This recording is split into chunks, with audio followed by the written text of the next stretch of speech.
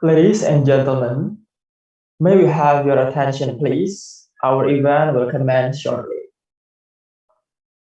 To all participants, we kindly request for you to open your camera if you are available. Thank you.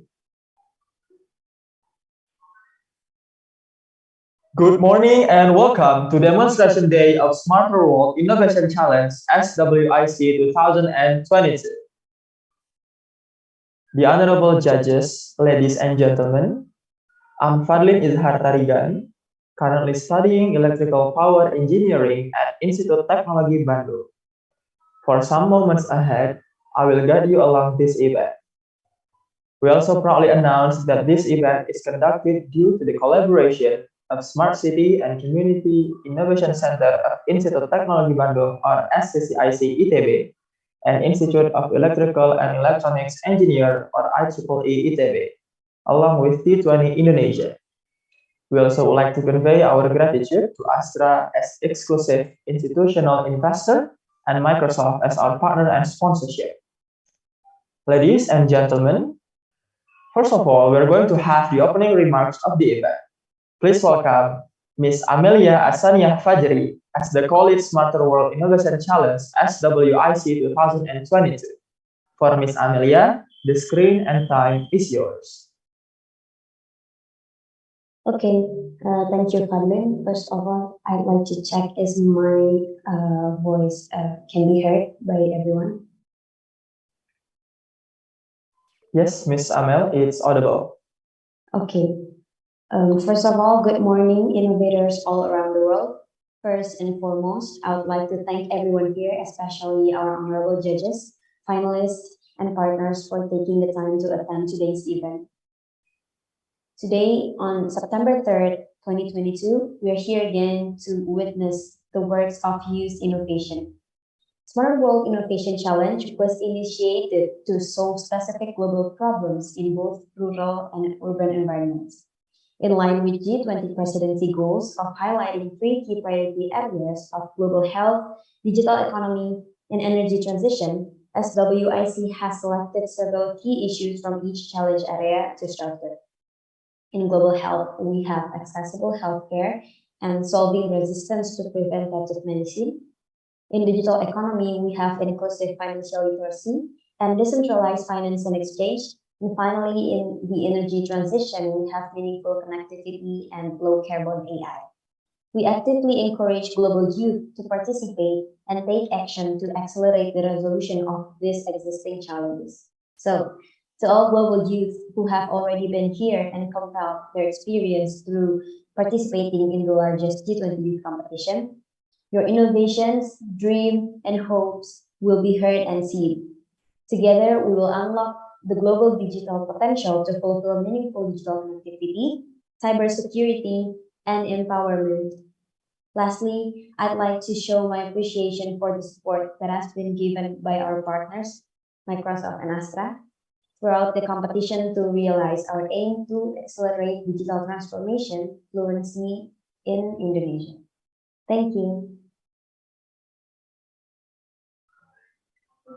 Thank you, Recording Ms. in Amel, progress. for the opening remarks. Ladies and gentlemen, in today's event, we're going to listen to the presentation of three areas of challenges. It starts with digital economy, energy transition, and global health.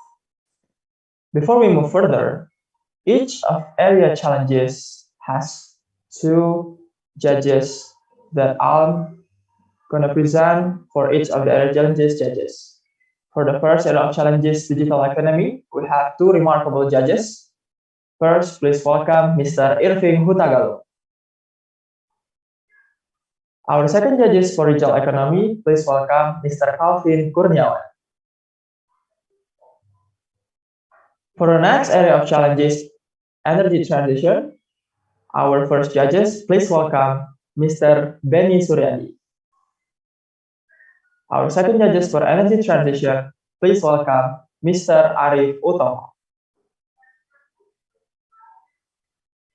For the third area of challenges, digital health, our first judges, please welcome Dr. Chad Yong. And our second judges for global health, please welcome Mr. Alphonsius Timboel. The honorable ladies and gentlemen, let me highlight some general rules of the pitching session. Each finalist team will get the same amount of pitching time, which is 8 minutes maximum, with 2 minutes previously for preparation, including the time for doing product demos, playing videos, and so on.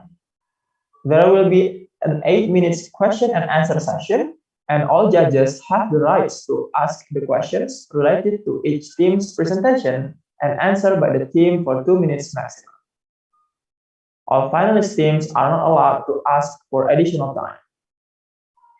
If the finalist team is caught and proven copying or plagiarizing, the judges and the committee has the rights to disqualify the team. And lastly, all judges' decisions are absolute and cannot be contested. Thank you. Ladies and gentlemen, before we start the pitching session, let us engage more with our remarkable judges for today. We have two judges from each area of challenges, just like I mentioned before.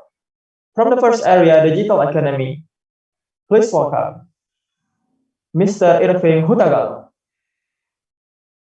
Mr. Irving Hutagalung is Microsoft's country engineering lead, responsible for managing Microsoft's data centers in Indonesia.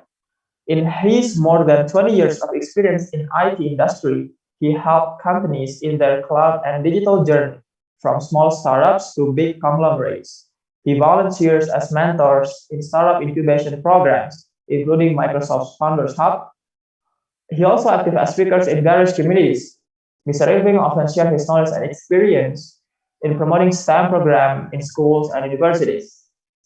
He actively shares in LinkedIn and Twitter and has his own YouTube channel. Secondly, please welcome our judges for digital economy, Mr. Calvin Kurniawan. Mr. Calvin Kurniawan is currently leading the investment analyst team at Stockbit, a fast-growing investment fintech startup or retail brokerage in Indonesia.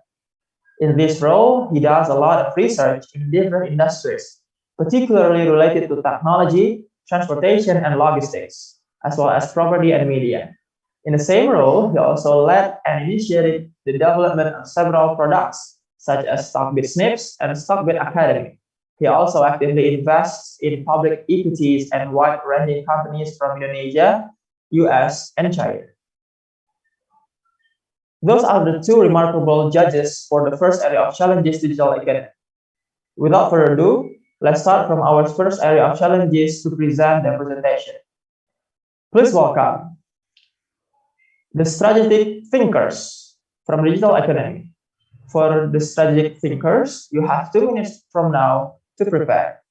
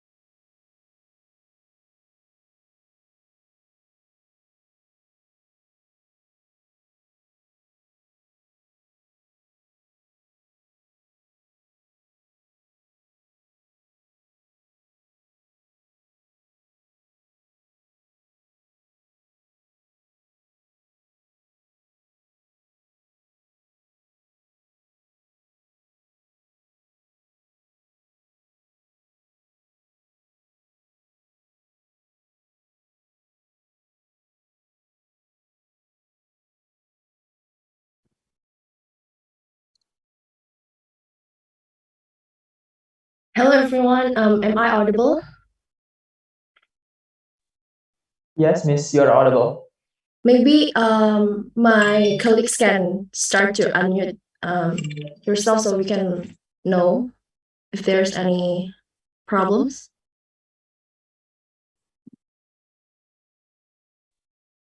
Okay, is my voice audible?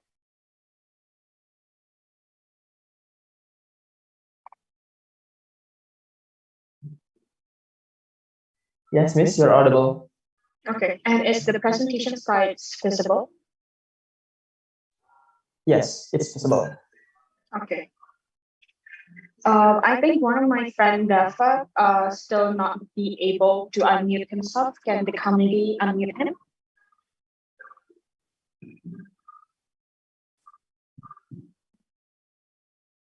I can unmute now. Yes, very well, thank you.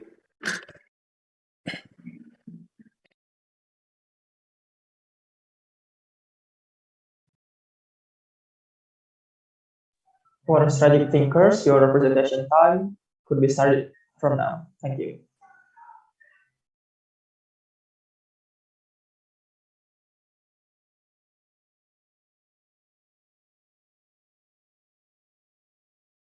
I think my friends is cannot unmute their mic.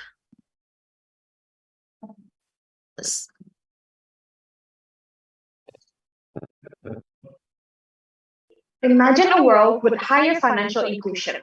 MSMEs as Indonesia's main economic growth and job creation driver could be developed into something more. But what can we do to create that higher financial inclusion as Indonesia's financial literacy rate is lower than ever? Good morning, ladies and gentlemen. It is a tremendous honor to stand before you today. My name is Adelia, as the first speaker that will be followed by my colleagues, Johanna and Dafa. We are team strategic thinkers and hereby proudly presenting to you our proposed solutions.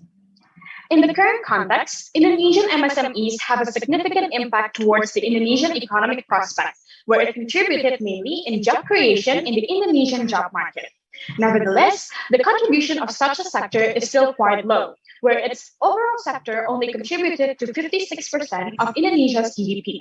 Hence, alternative fundings are needed to ensure a higher financial inclusion, as most undigitized MSMEs still use their personal savings to utilize as their business fundings.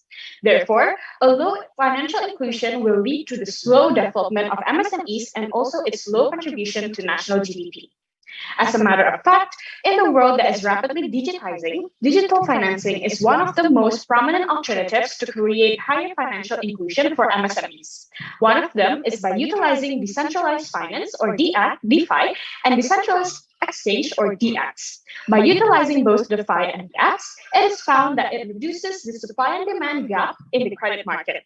Other than that, it is also beneficial to create a more agile financial system. However, Indonesian MSMEs have a low rate of financial literacy of only 38.03% in 2019, and it is still low for both its rural and urban areas. Hence, these MSMEs are very prone to the instability and uncertainty created in the cryptocurrency market. Furthermore, financial literacy has become one of the pillars to boost the effectiveness of financial management that could further boost the financial inclusion for business actors, especially MSMEs. This is with the fact that most commercial banks in Indonesia are more likely to provide loans to medium enterprises than those categorized as micro and small enterprises. Moreover, the provision of financial inclusion is also needed to be accompanied by the acceleration of financial literacy rate, which is still falling behind. The huge difference between the rate of financial inclusion growth and financial literacy advancement then shows that most of the people incorporated in such an environment are still not ready enough to utilize alternative financial fundings, especially those operated digitally. Therefore, there is an urgency to create a way to educate MSMEs in utilizing alternative financial funding channels, especially digital financing. So we're introducing to you UMKM Maju. It is a mobile application for MSMEs for managing their cryptocurrency holdings. MSMEs will get their loan through the app, but they will need to invest their loan into cryptocurrency, which will be managed through the app. With our app, MSME owners will be able to buy and sell cryptocurrency straight from the app. The app is not open source and will have built-in security measures with cloud-based private key backup and two-factor authentication, along with requiring biometrics. UMKM Maju will also have AI powering its risk assessment and market predictions, along with an AI-powered virtual assistant to guide the MSME owner, but more on that later. Okay, we know that the cryptocurrency market is very volatile, and a simple wallet manager app would not help with the lack of digital literacy and financial literacy in Indonesian MSMEs. That's why we're introducing Simulation Mode. It is a mode where the users can safely build their knowledge of the crypto market with zero possible monetary loss. In this mode, the user is given simulated money, which is essentially pretend money for them to invest in crypto and learn how the crypto market operates. The users, MSME owners, are encouraged to use the mode for at least 1 week before actually properly investing in crypto with real money. Okay, moving on to the next slide. Here's how the app will work. First, the users will be able to download the app on the App Store and or Google Play Store. And then there will be some verification, as only verified MSME owners can use the app. Then we're moving on to setup. It involves the user creating an account and setting up their crypto wallet. They will also have to fill a risk level questionnaire to determine their crypto split. And lastly, buying and selling works just like how you would expect them to work. Just a little note for the crypto percentage split. Let's look at the top right image. A more conservative split would be 60-40, with 60% being stablecoin and 40% being volatile coin. A more aggressive split would be something like 30% stablecoin and 70% volatile coin. Okay, next slide. Let's talk about some features that will be built in the app. First, we have two separate wallets, which is the loan wallet and the regular wallet. Essentially, this means the app will have two separate wallets where the usual funds will reside. MSMEs will get their loans in the form of fiat currency straight from the wallet in the app. The loan will first go to their loan wallet that cannot be cashed out. Funds in the loan wallet need to be invested in crypto, which when sold will go to the regular wallet. Then the regular wallet can be cashed out. Okay, we also have a KYC, or a Know Your Customer system, for MSMEs to ensure a mutually beneficial agreement is achieved. Lastly, let's move on to the AI powering our app. For time series forecasting, we have the Arena model, which is a time series prediction model. And for our binary market classification, we have the convolutional neural network, or CNN, to predict and classify whether the market will be going up or down the next day. Both methods require proper hyperparameter tuning to achieve good results. Moving on to our implementation, we will execute this project within 3 years of the timeline span. First, we will do initial testing that starts from the fourth quarter of 2022. This initial phase will consist of project team creation and development, market survey, market analysis, and data collection. After that, we will begin our algorithm training, production, and MVP creation, and pilot testing. In the meantime, we will also prepare the content making to support our marketing initiative. We will continue and start the real implementation cycle starting in 2023 until 2025, with some evaluation in every stage when the stage is finished. For the financial projection, we estimated for gaining an NPV of 125 billion Indonesia rupiah. We also estimate ARR about 6% with a 2-year payback period. For the additional impact, we target user growth that will cover about 9% of MSMEs that have not digitalized in 3 years of timeline span. Next, let's take a look at the risk mitigation strategy. We found about 4 risks, and 2 of them are placed above the critical line, which are data leakage and scams that will be mitigated by security system with some evaluation, and complaints by users that will be mitigated with providing customer service. UMKM Maju has also been consulted with experts, namely Mr. Irving Hutagalung as Country Engineering Lead at Microsoft and Mrs. Pratima Amongkar as Director of Business and Strategy Microsoft APAC. Thus, our implementation is sufficient for validation.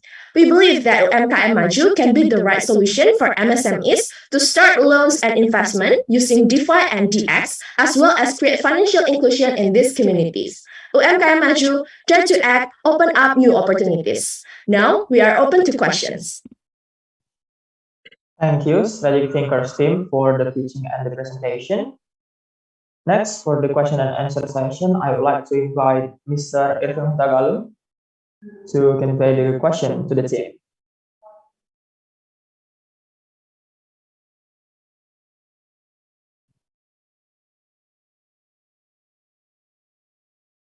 Thank you. I was trying to unmute myself, but the system doesn't allow me. Okay, thank you. I have one question. Basically, because of the current cryptocurrency or the crypto market, right, is so unstable that basically the market is saying that we are entering a crypto winter. And it's just unfortunate that the discussion is around that particular topic, right? So how are you going to approach this, especially with a very negative perception on the market about crypto, especially among the what do you call it, the UMKM, right? With the recent cases involving a lot of crypto in Indonesia. Okay, thank you for the question, Mr. Irving. As a matter of fact, yes, the market of cryptocurrency itself is very unstable and also have an uncertainty, so it lack of insurance, and that is why we really emphasizes our initiative in boosting the MSMEs actors itself on their financial literacy. So then they will be prepared to have the knowledge of how the cryptocurrency market do in the real life, and that is why in our proposed solution we have the simulation mode where before they jump into the real case scenario of the cryptocurrency market, they will be simulated first as to how they should pick their decision on buying or selling a cryptocurrency market. Thank you. Yes, and I would like to just follow up a little bit. Thank you for the question once again. So, aside from that simulation mode, we also implement a virtual assistant which is AI powered, and that virtual assistant will consistently give out tips and extra info about the market of cryptocurrency that the MSME owner or the app user is in.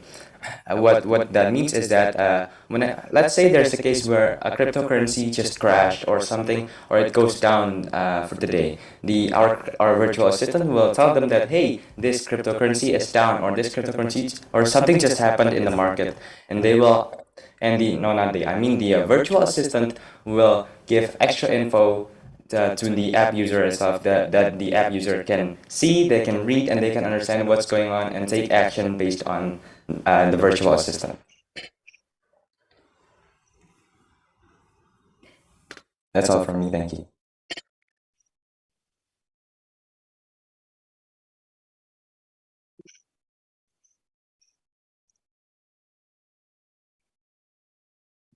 Okay, thank you for Mr. Irving Tagalog and the strategic thinkers team for the answer. Is there any following question for Mr. Irving? Okay, thank you. Seems like we move to our second judges. Mr. Calvin Kurniawan, I'd like to invite Mr. Calvin Kurniawan to convey the question to the team. Please, Mr. Calvin.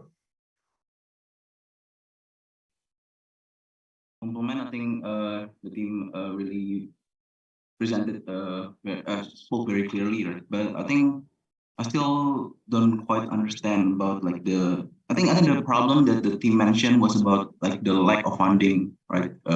For SMEs, right? But I think the solution was more of like from a like wealth management side, right? Not lending. So I think, yeah, I would like to clarify about that. And I would also like are there any like similar offerings that are offered by other players? And yeah, how is it different from those offerings? Okay. Okay. I'm sorry. Let me just first.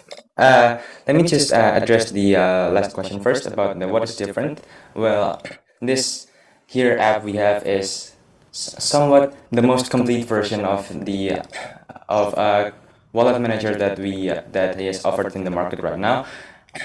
We have a hot wallet which is connected to the internet, obviously, and the feature set that we have in this app is quite complete, as in we have thought about the possibilities that what sets us apart is that we have first a virtual assistant that is currently, you can say, pretty much unseen in the holding world right now. It is going to be the most helpful thing in improving the literacy of the MSMEs, and it will help them manage their loan fundings, as in they will what I'm trying to say is that this will help minimize their losses and maximize their gains. And another thing that we also have is that the information that is presented in the app is going to be very granular and very complete, It is as I have said before, we have the simulation mode, which obviously gives out extra info to the app user itself, and a lot coupled with that virtual assistant and our AI powered backend. That is, I think, what sets us apart the most. Okay, maybe I will add some answers regarding the first questions. So basically about the landing scheme, that's the point from our apps, which is like we're here using these apps, integrating with the lending that will provided by government, and we kind of have like these separate wallets, and these separate wallets will like connect the lending to the wallets, so they can like secure the money and not like giving it not turning into cash before they invest in the cryptocurrency. So the money that will provide the money that we'll use is provided by government benchmarking at the KUR, and yeah, that's the point of the lending schemes from the application. Maybe if we want to add some answers. Unfortunately, we are running out of time, the strategic thinkers. So thank you for the answer as well as for the question, Mr. Calvin Kurniawan. Hopefully, all the answers still by the team answering the question you mentioned before. Thank you for the strategic thinkers. Let us give our best appreciation for the strategic thinkers team toward the online virtual appreciation. Ladies and gentlemen, let's move on for our second team of digital economy. Please welcome the Nano team. For Nano team, your time to prepare start from now.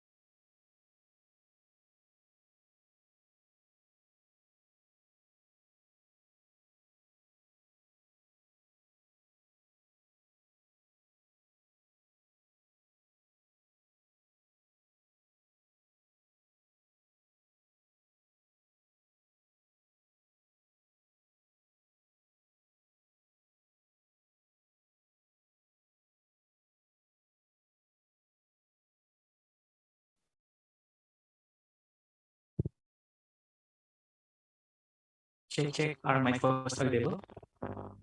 Yes, Mr. You're audible. All right.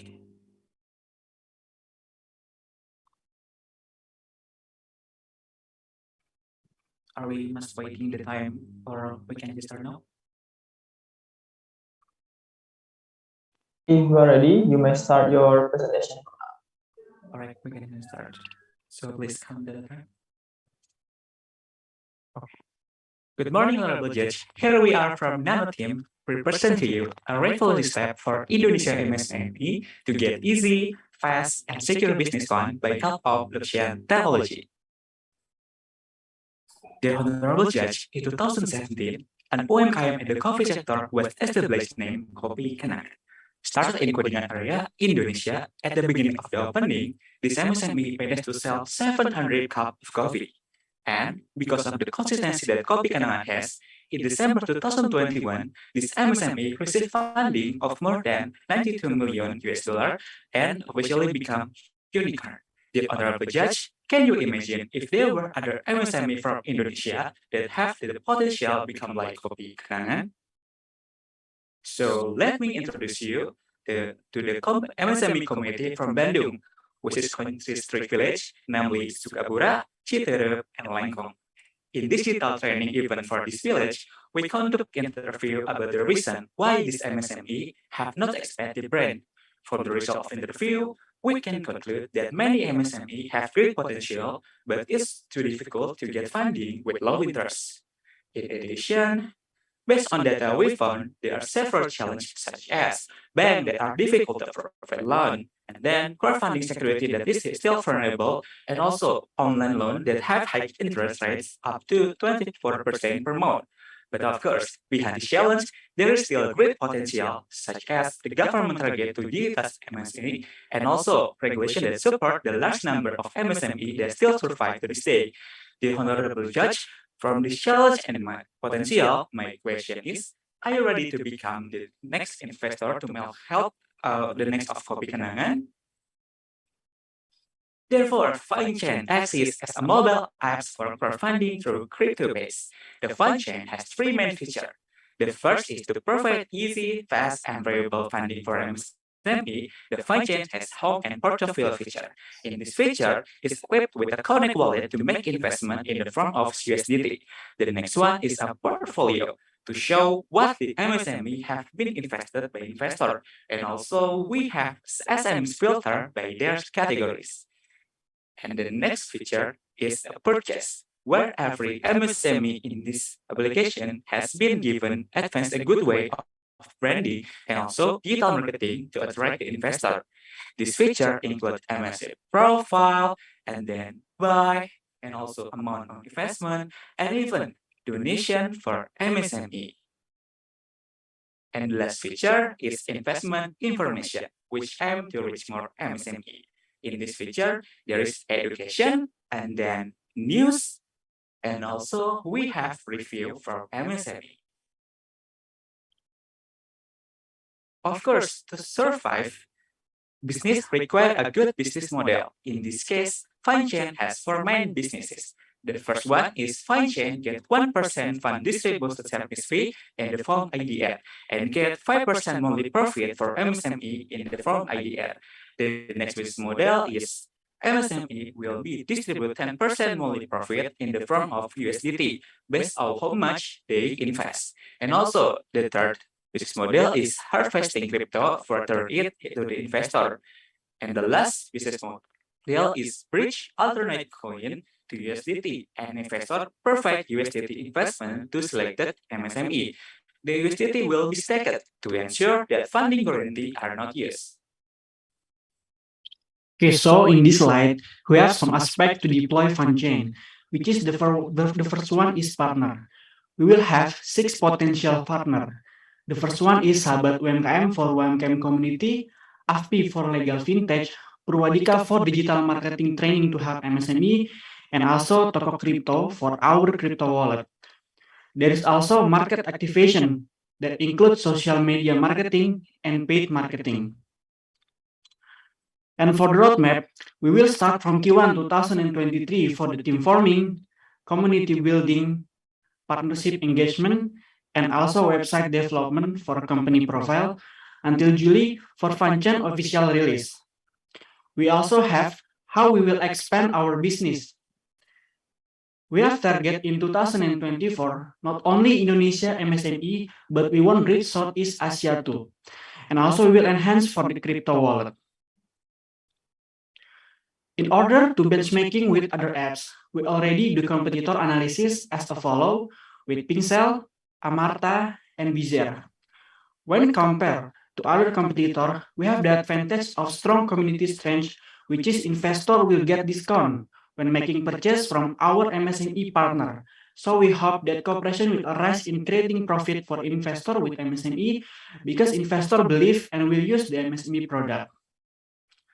Also, Indonesia reached 64.2 million, the number of all SME in Indonesia, both registered and unregistered. I think this is our chance because the market size is already in front of our eye. And next, we also have SWOT analysis. We have strengths that MSME can get interest-free funding with help of the blockchain technology which is investor can provide joint venture to support MSME to develop transparently. One of our opportunity is by 2024, the government is targeting massive growth for MSME to go digital. Okay, so our funding platform help MSME who want to grow the business by easy, fast, and safe. Thank you. We are FunChain.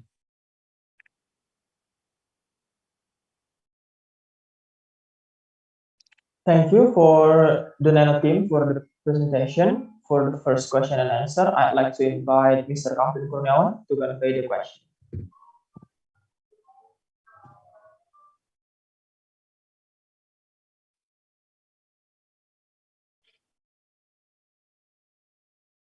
Is there any problem for Mr. Calvin? Unmute. Okay.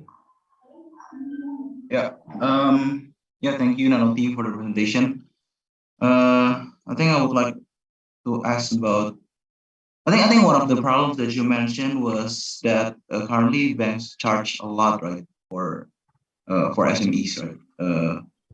Like the interest rate is quite high, right? But I think in your business model, you also mentioned that you get like 15% monthly profit from MSMEs and also 1% loan disbursement service fee.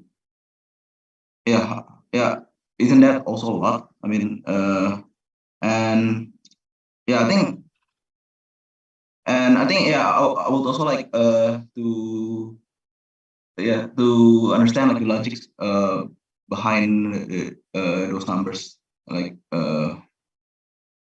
like maybe like the cost of funding and the lending rates and etc. Right. Thank you so much for Mr. Calvin for the question. If we talk about the price, they will be the same amount like a bank loan, right? But it's about the mindset that SME has have, because we have empathized to the MSME. If we talk about the loan interest, they say it's too big, it's too high. But if we in Indonesia we say bagi hasil, they will be not to what's it like they more like if we say it's not a loan interest, but it's about the bagi hasil means. But maybe my friend can follow up the question. Yes. So if the SME talk about a loan interest, it will say it's too high or it's too bother me. But if we say shared revenue, he will okay with that. Like so, I think it's different with the loan interest and shared revenue, like that. Okay. So 15% is from the profit, right? What happens? I think one of the reason why banks typically charge quite a lot. Can you hear me? Sorry. Can you hear me? Yeah, I can hear you. Okay. I think because bank or financial institutions tend to have to balance between risk, right? SMEs tend to have high risk, that's why they have to charge higher rates, right? So yeah, what happens if a lot of these SMEs are not able to make profit? So yeah, you won't be able to sort of cover your funding cost, right?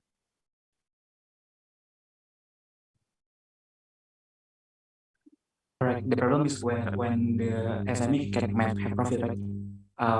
We have the mitigation yet to get more training about the plan of business and we are the target of this application is crypto investor, right? The capital interest is more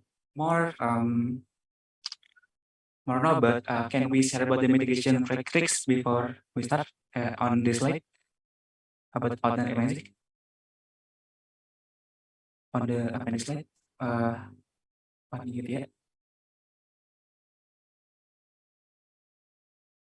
Sorry for the team. Can we share a slide about mitigation tricks on the appendix slide? Oh yeah, of course you may. Please wait for a moment. All right. To Mr. Weiss, can you share the slide, please?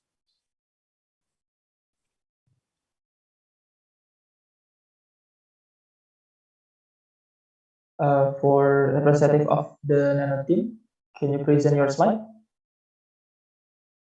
Mr. Weiss, can you share the slide?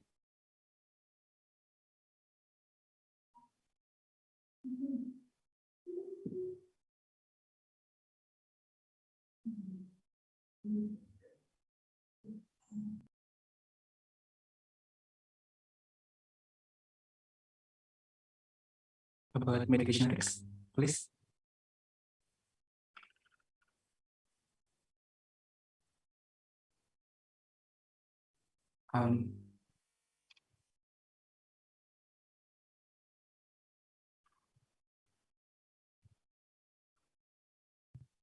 Okay, maybe I can share the screen, guys.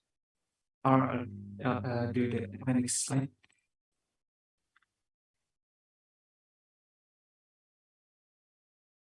Wait, No, not that. Okay.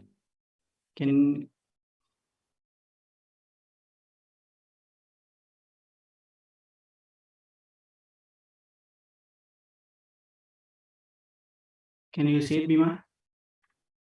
No, I can't see the screen.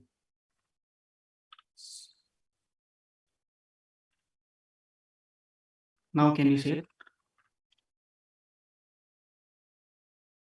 Or that's not our slide. Can you please just This? can I just share the screen? Okay. Okay. I'm sorry, before there's a problem, technical problem. So basically, we have a thing about the risk and cost and mitigation. The first one is SMEs are not reversible because they take away the money that have been expected. So our mitigation is ensuring that only MSME within IB or nomor induk berusaha can register as a partner. So there will be strategy. And next one is inappropriate profit data because maybe MSME can manipulate the data. So we can use the post tools to record transaction from MSME. And then investors are not interested in investing because SME would don't understand the good branding and business planning. So we have to providing MSME with strong business and branding training with a partner like Prowadika and many more. And also we have to think about the MSME has to be market because MSME have do not good business management. So we want to make mature selection of MSME that will profit pending. So that is our answer. Okay, thank you. Okay, thank you for the Nano team and Mr. Kaplan Kurniawan for the question.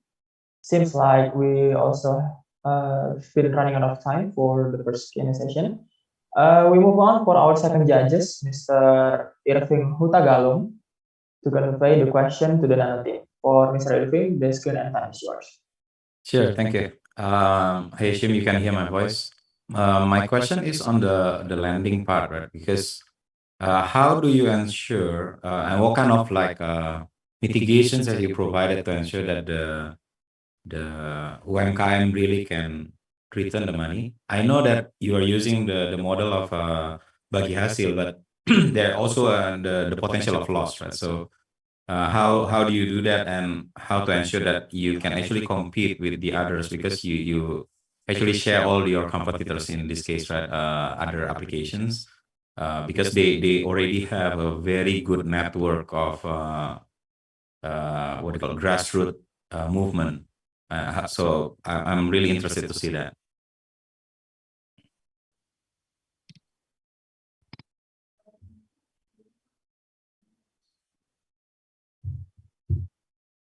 Please, for the Nano team, you may start answering the question from now.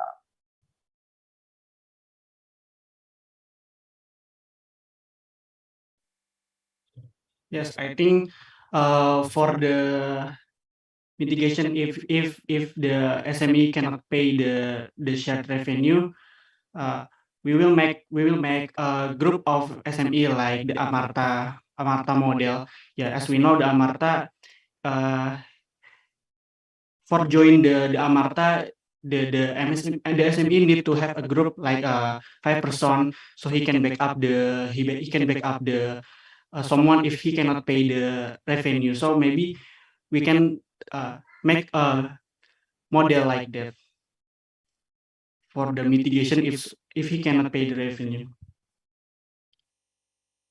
Yeah, but you do understand that to do that, you need to have a very good network of grassroots person, right? So, Yes. what's your plan on that? How do you plan to build that network? Yeah, that's why in the potential partner we have the Sahabat UMKM, and also in the government we already make the partner too. Okay, thank you. Okay, thank you. Is there any additional for anything? Because we still have 2 minutes time to answer the question. I think it's enough for us. Okay, thank you for another thing.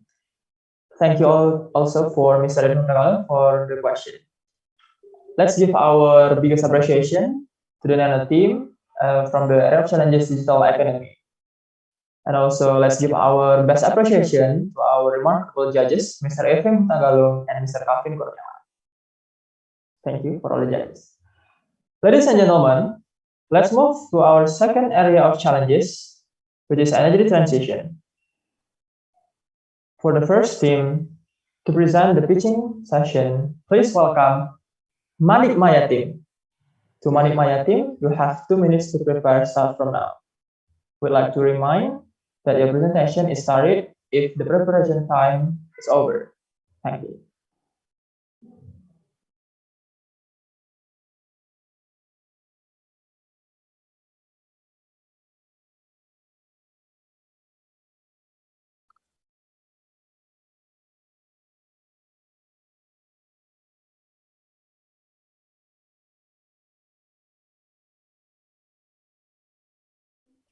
We kindly request to all participants in energy transition area of challenges to open the camera for the beginning of the session and as well as during the pitching session.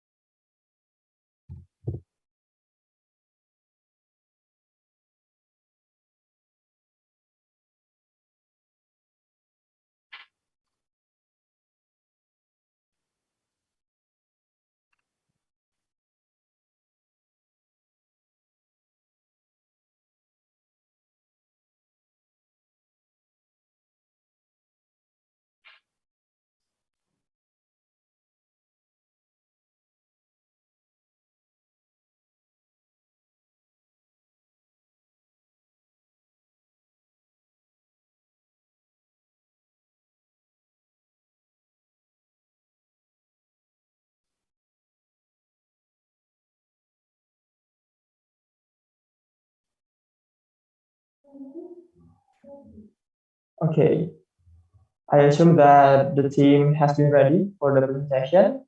Before we jump to the pitching session, I'd like to recite the biography for the judges in energy transition. First, we have our judges, Mr. Benny Suryadi, as the Manager of Power, Fossil Fuel, Alternative Energy and Storage at ASEAN Center for Energy. He is an energy professional with more than 14 years of experience in managing programs and conducting research on energy and climate change, supporting the governments of 10 countries in Southeast Asia to build climate-friendly development of the energy sector. Currently leading energy partnership with the US, Russia, China, India, Norway, and international development agencies overseeing multi-million projects, portfolios, including the ASEAN Energy and Climate Change Project. He is also an resident fellow, the Energy for Growth of Washington, D.C., in the United States of America, Steering Committee of Global Consortium on Power System Transformation.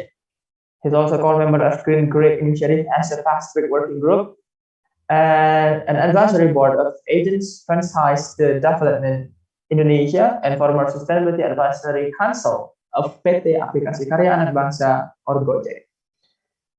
Our second speaker for the energy transition area of challenges, please welcome Mr. Arif Utama. Mr. Arif has over 9 years of professional experience gained from diverse industrial sectors, mainly in the energy and startup businesses sectors. He possesses comprehensive experience in energy-related issues, project management, and operational execution. He is now working as New Energy Nexus Indonesia Program Manager to lead outreach, startup capacity building, and impact measurement activities in the clean energy and climate innovation landscape. Please give the best appreciation to our two remarkable judges. Ladies and gentlemen, let us have the pitching session from the Manik Maya team. To Manik Maya team, the time and screen is yours.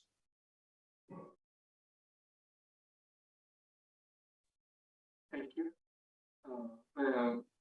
Permission for to share screen. Thank you.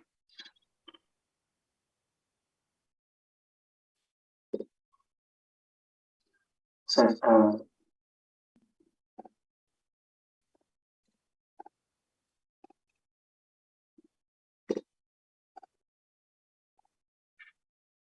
Sorry.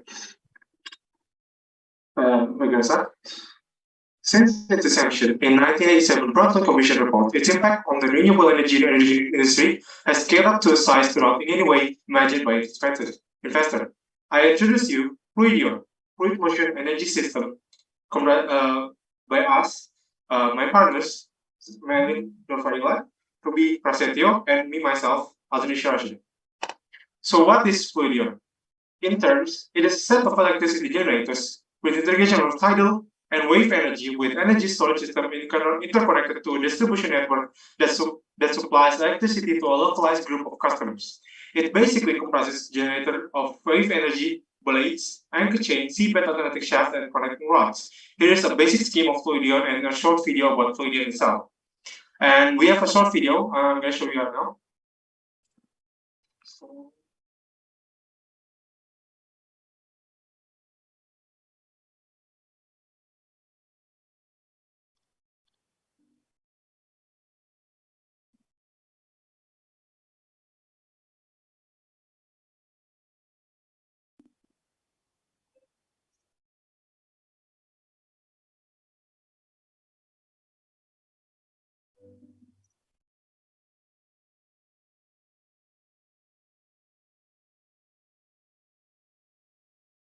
All right, thank you. I hope they give an image or description about what the idea of Fluidion is. Next is the background. In 2016, the government has designated a number of villages in Pangandaran as underdeveloped regions. When we visited there, we realized that there are a lot of potential for electrical generation, like canals, especially tidal and wave, on the off coast of villages. We wondered if we could use this energy, especially in some coastal villages like Bonisari, Cempaka, Tuchimango, and many more. The current state of the villages mentioned are not meager in any ways, but we believe there are more that can be done in electrification and even potential for a cheaper alternative for the mainly seafaring fishermen by providing electricity if in the future they are going to switch to electric boats. Next. All right, the next we have pestle analysis, and the first we have political, which include geographical location, regulatory authorities, government policies, bureaucracy, and international relation. And the next we have economic, which included employment, GDP, economic stability, local and foreign investment, and also we have social, local energy demand, lifestyle, social culture structure, and demographics. And the next, we have technological, monitor and control, network design, tariff system, research facilities in island countries.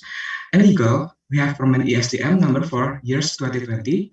And also we have Peraturan Pemerintah, or PP, number 79, year 2014. And the last, we have environmental, which include climate change, local wildlife, corrosion, habitat impact, and water impact. And the next, we have product, which is the left one is small scale and the right one is large scale, which include OASG or oscillating wave surge converter, attenuator, point absorber, overtopping device, and open standard is IP or VoIP. Fluidion involved for subsystem, which include for generation using electromagnetic torque, control, and electricity brake with material extra strong, fiberglass, hybrid system controller, DC 120 volt input, MPPT intelligent control protection function, reverse charge protection and battery overcharge protection, battery reverse connection protection. Videon also use supercapacitor that is capable of storing 3.8 megajoule of electric energy with 12 volt and 200 ampere hybrid battery system inverter.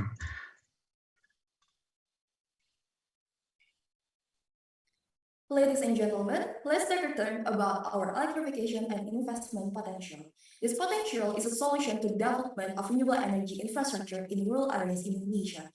And the wave and tidal stream energy is electricity generated from the movement of wave and tidal flows, that the energy can be taken directly into an electricity producing machinery with a total theoretical potential of 510,000 megawatts. The sustainable development measures allow economic development in Indonesia require funding, and new direction in green sustainable finance have emerged in the world, and the Fluidium is flexible enough to cover up the potential of the power and the investment of our ocean that is divided into the 5 categories based on the Marine Institute and Sustainable Energy of Ireland 2005. Based on the theoretical resources that the gross energy content of the resource, the technical resources that is limited by the efficiency of the technologies available, the practical resources about the physical factors which are not compatible, the accessible resources that concern by institutional and regulation, and the viable accessible resources that constrain by economic feasibility. And the world's transition to a low carbon economic necessities as a massive shift in the allocation of financial capital.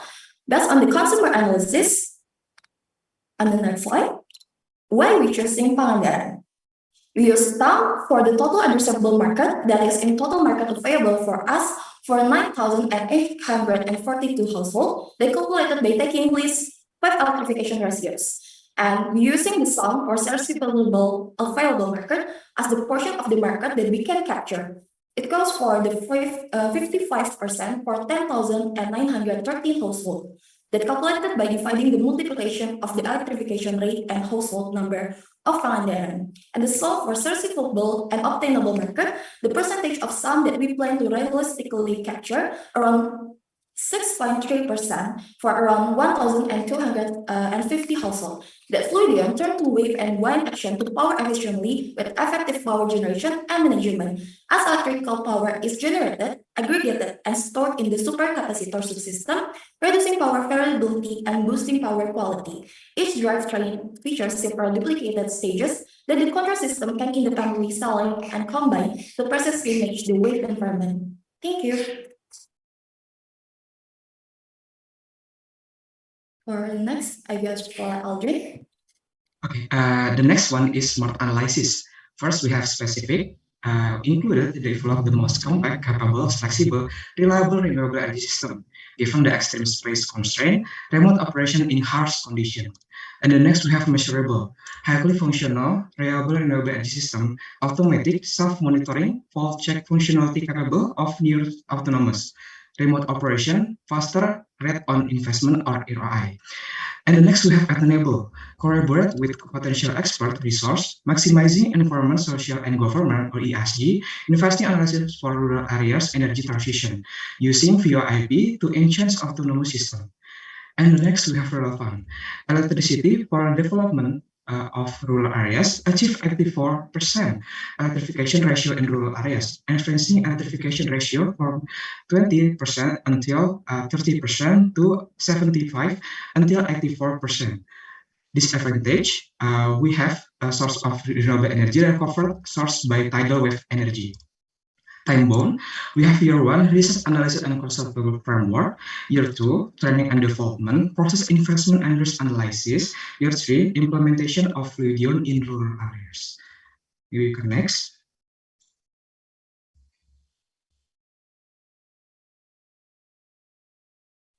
We're terribly sorry that the time to present the presentation has been over for the team of Manik Maya. We're going to continue to the question and answer session. For the first question and answer session, I would like to invite Mr. Arif Utomo to convey the question to the team. For Mr. Arif, the time and screen is yours. Yes, thank you, Mas Fadlin. Good morning, everyone. Thank you for Manik Maya team for presenting the concept on this one.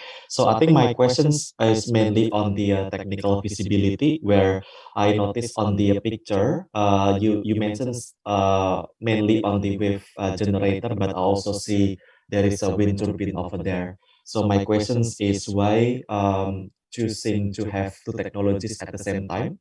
What is the rational thinking behind that?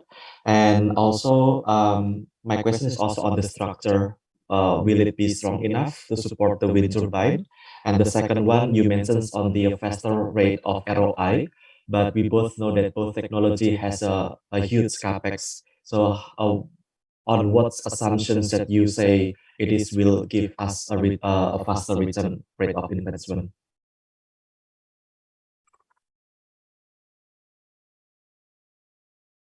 Okay, to Manik Maya team, you may answer the question from now.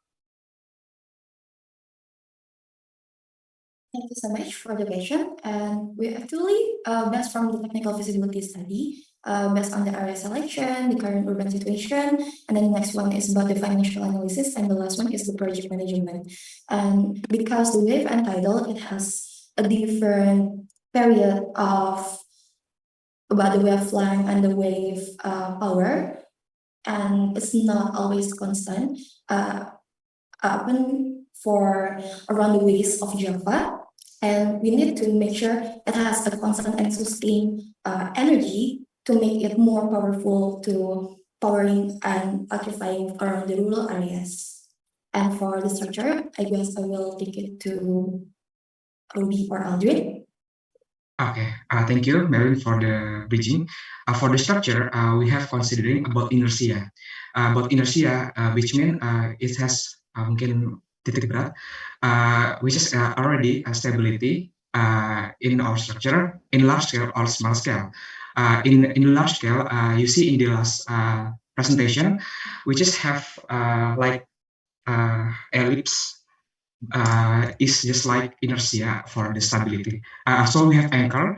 It is for measure to make sure our structure is gonna strong enough. Go with the flow. Maybe that's our answer. Thank you. Yeah, I'm curious whether I think my suggestion is to look at the wind turbine, compare it with the floating solar, because I think the wave will be strong at night, the wind also strong at night. So if you want to tackle on the reliability, I think what you need to tackle is the reliability on day, which I think floating solar PV would be something that in your favor. That's my assumption, but I think you guys need to check that further.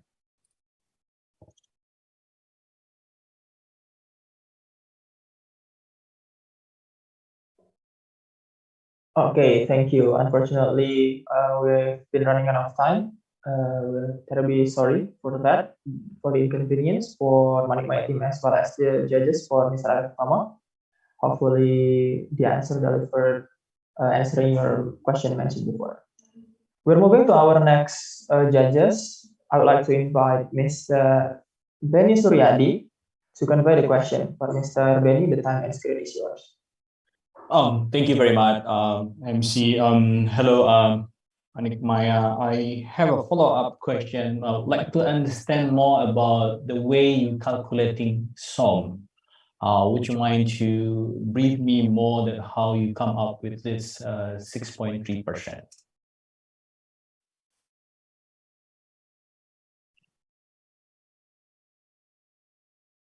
All right. For the 6.3%, for example, it's actually we based in from our the previous research from the Mandarin itself, and we have around 20,000 until 25,000 households there. But the 60 until 70% of that still rely on the PLN, but they not have the 24 hours electrifying from PLN2 because a lot of struggling from the grid system and so on about it.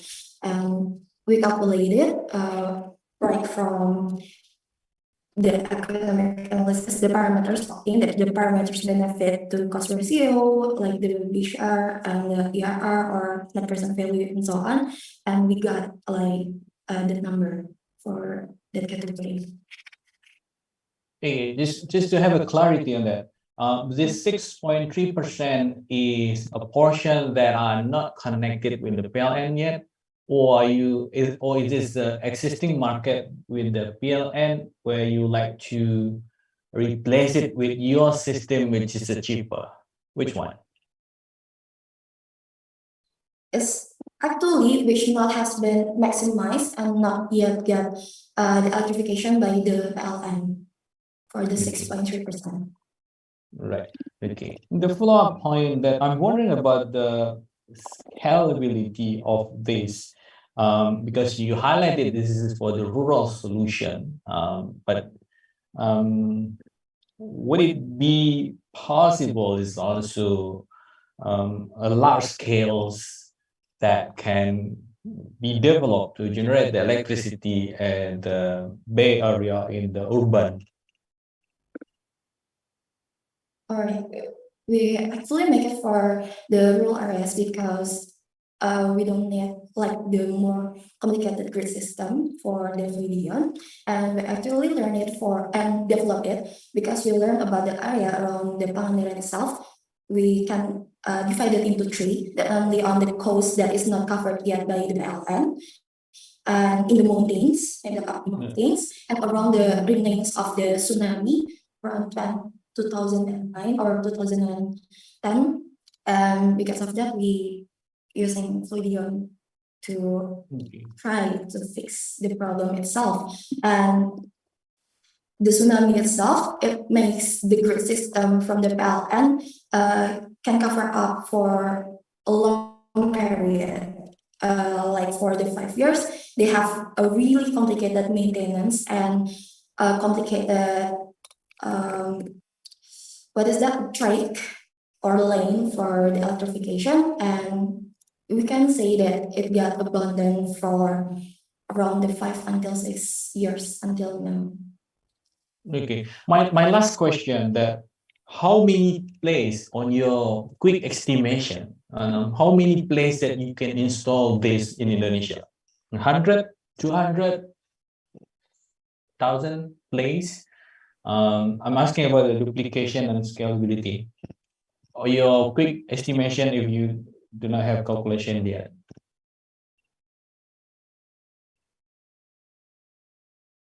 Or only in Pangandaran? We actually only for the coastal side Okay. Yeah, because we bring the grid to become the shorter and the closer to them, and for improving the supply chain and the grid system for potential of the tsunami or something like that. So the Indonesia is a coastal, have a lot of coastal area, right? So you're saying this has a huge market to be implemented in Indonesia. Okay, thank you. Right, thank you. We're so sorry for the time Yep, has been thank you. over. Okay. Thank you, Mr. Benny Suradi, for the question, and Maya to answer the question. Let's give our best appreciation to Manik Maya team for sharing their pitching session, as well as our two remarkable judges. We're moving on to our next team in energy transition area of challenges. Please welcome microfinal team. For microfinal team, you have 2 minutes to prepare, and you may start after the preparation minutes has been over. Okay, thank you so much. Am I audible? Yeah. Am I? Yeah. Yep.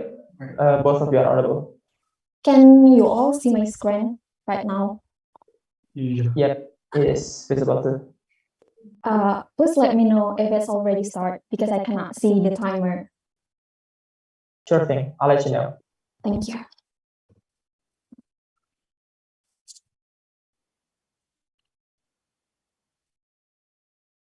Okay, you may start the presentation from now. Okay, good day, judges and attendants. I, Yasmin Eniananten, representative from Microfinal team from Microlab Energy Company, will introduce you about our solution in energy sectors, Microlab Plus. But before we start about telling you our solution, let's hear our story of my friend Yaskiel. Yaskiel lived with limited electricity during his day-to-day. His village is only electrified for 6 hours each day. He is just one example of 314 cases across Indonesia. There's also a fact that on last September, the ministry released data stating that 98% of Indonesia regions have electrified. So, how are these things happening? Despite all of this data, there's only a few people who understand the problem of underdeveloped areas electricity in Indonesia, starting with a limited runtime, high electricity costs that's 7 times higher than cities, and limitation on business license due to regulations such as IPP and WILOS. Then, who should solve this problem? Is it prominent company? Is it government? No.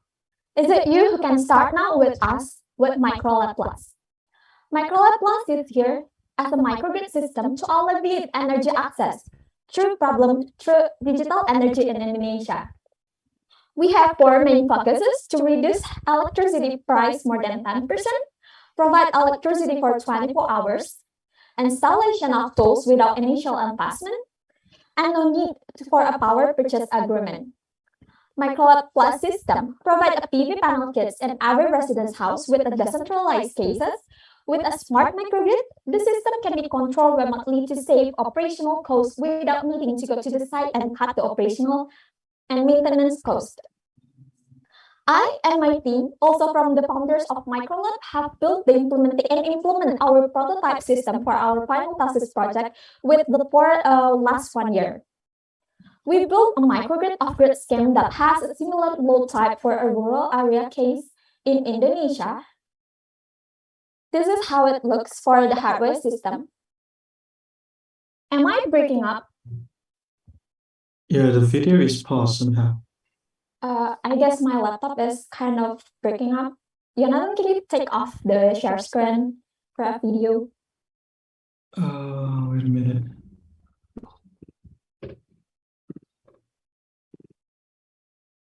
Okay, let me continue. Wait. Will it works? No, I guess my laptop is kind of breaking up right now. Jonathan, can you share screen right now? Wait, my laptop is also lagging. What happened? Okay.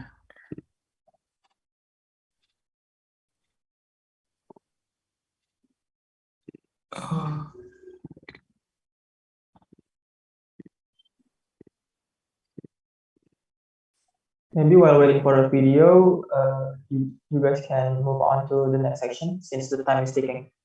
Okay. Okay then. Can you share screen, Joe? I cannot because my PowerPoint just not working right now. Okay. Wait.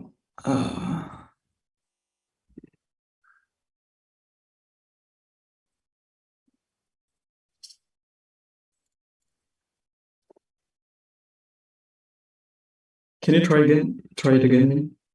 No, it's the PowerPoint problems, not. Wait. Oh shit. Okay, I think we can just.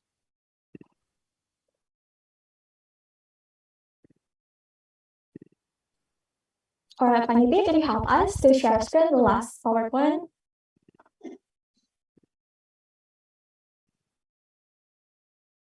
Okay, Jonathan, start sharing. Thank you. Maybe we can continue after the prototype, Jer, for the business side. All right. Okay, so we can continue. And now, to consolidate the reachability of this project, we will use the leasing installment business model for the household in rural areas to make sure they're able to afford our system. We will act as a contractor where the interested village will make an agreement with us, and after that, the household will only have to pay a small amount of 15,000 rupees each month to the head of the village. And then Microlab will provide 24/7 electricity around the household with 10% lower price than the PLN offers and 32% lower than the diesel electricity. But though it's lower in price, doesn't mean it's not profitable. We believe that Microlab will attain 17% ROI in 5 years, hence it is cost efficient and financially robust. And as previously mentioned, We are cheap and withstand long duration. This shows how we compete with other players in the market. And then we can build a synergy with non-overlapping government projects. And now the market for Microlab is big and full of potential. Indonesia, as a developing country, has more than 120,000 households that have limited electricity across thousands of villages. And with 5% of market share, Microlab's market size will be as big as 52 million US dollars. And then our product implementation will focus on pilot implementation for the first 9 months. First 3 months will focus on obtaining the agreements, and then the next 6 months will focus on installment in 30 villages with a target of 10 locations. And in the end, target to scale up our capacity to 2.5 megawatt in 2026 and begin to enter micro and residentials. And finally, the impact of Microlab. Microlab will be able to solve the aforementioned ESKL problems, starting from lowering the cost of electricity in rural areas by 10%, providing 24/7 electricity to increase electrification, and cutting off the 1-year IPP regulatory barrier to accelerate microgrid implementation. But not only that, Microlab will provide ease in maintenance as we provide remote access and robust capability as we solve the microgrid volatile needs in treaty areas. And to top it off, we are sustainable by nurturing the 3 aspects of sustainability: social, economic, and environmental principles. Socially, by providing solutions to ensure the well-being of treaty villagers; economically, by providing low-cost yet profitable solution; and environmentally proven, as we've reduced 6,000 kilograms CO2 in the atmosphere, equals to planting around 300 new trees. Perhaps we can try to play the video now. Okay. Actually, I can share my screen for the video. Let me try it again. Can you see my screen for the video? Is it working? Oh, yeah, mine is working. You can just use mine, I think. Okay. But okay. The video is working right now. Okay, first of all, we are already built our prototype system and lab management energy ITP. We built a microgrid system that has a similar load type with the rural area cases, especially in Indonesia. With these cases, we can aim that we can manage an emergency control and do controlling system remotely away, as well as what we aim to do. Okay, I guess it's lagging, so let me share mine. Okay, besides those of the hardware system that we have built and in this location of lab management energy ITB, we also built an interface system so the operator in the main operator can do emergency control and controlling system. The first thing that they need to do is, we also implemented it in PPM ITB, so only some users who get access to PPM who get access to this website with this IP address. First, they need to log into the website with the email and password they needed. And the first page they will see is the dashboard page that has all of the recent data that they need to know in the first place. There are also an alarm login.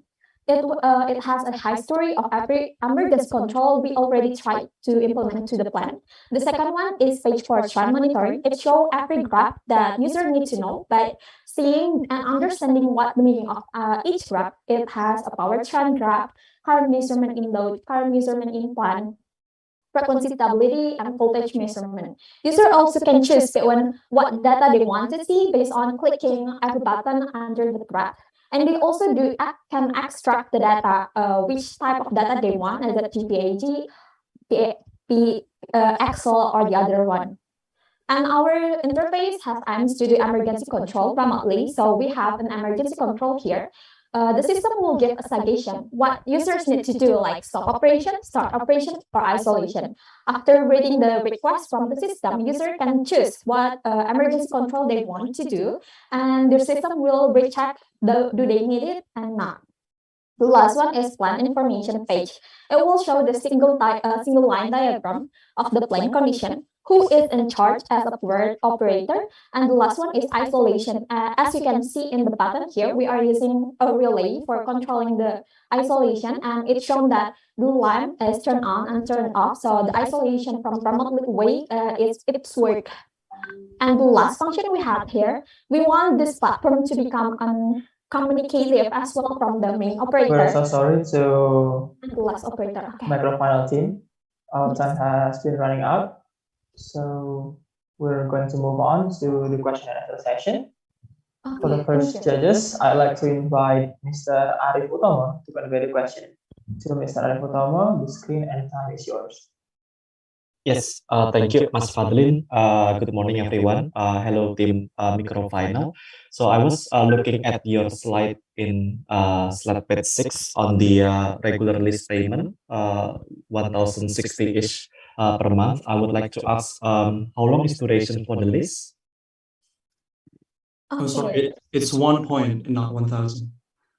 So it's around 15,000 rupees per month. Okay. The installment is for 1 month, and each month, each of the household will have to pay around $1.063 and not 1,000. Okay, okay, Sorry for the misunderstanding. okay. So it's $1 per month for its houses, yeah. Yep. Yes. Okay, and how long is the lease?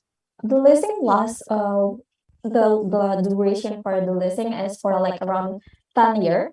We will have agreement with a third party, such as a bank, to help us to do the cover at every operational cost or capex cost that we need to implement first. So every village and the location can pay first to the third party, such as the bank, or the bank that we had an agreement together.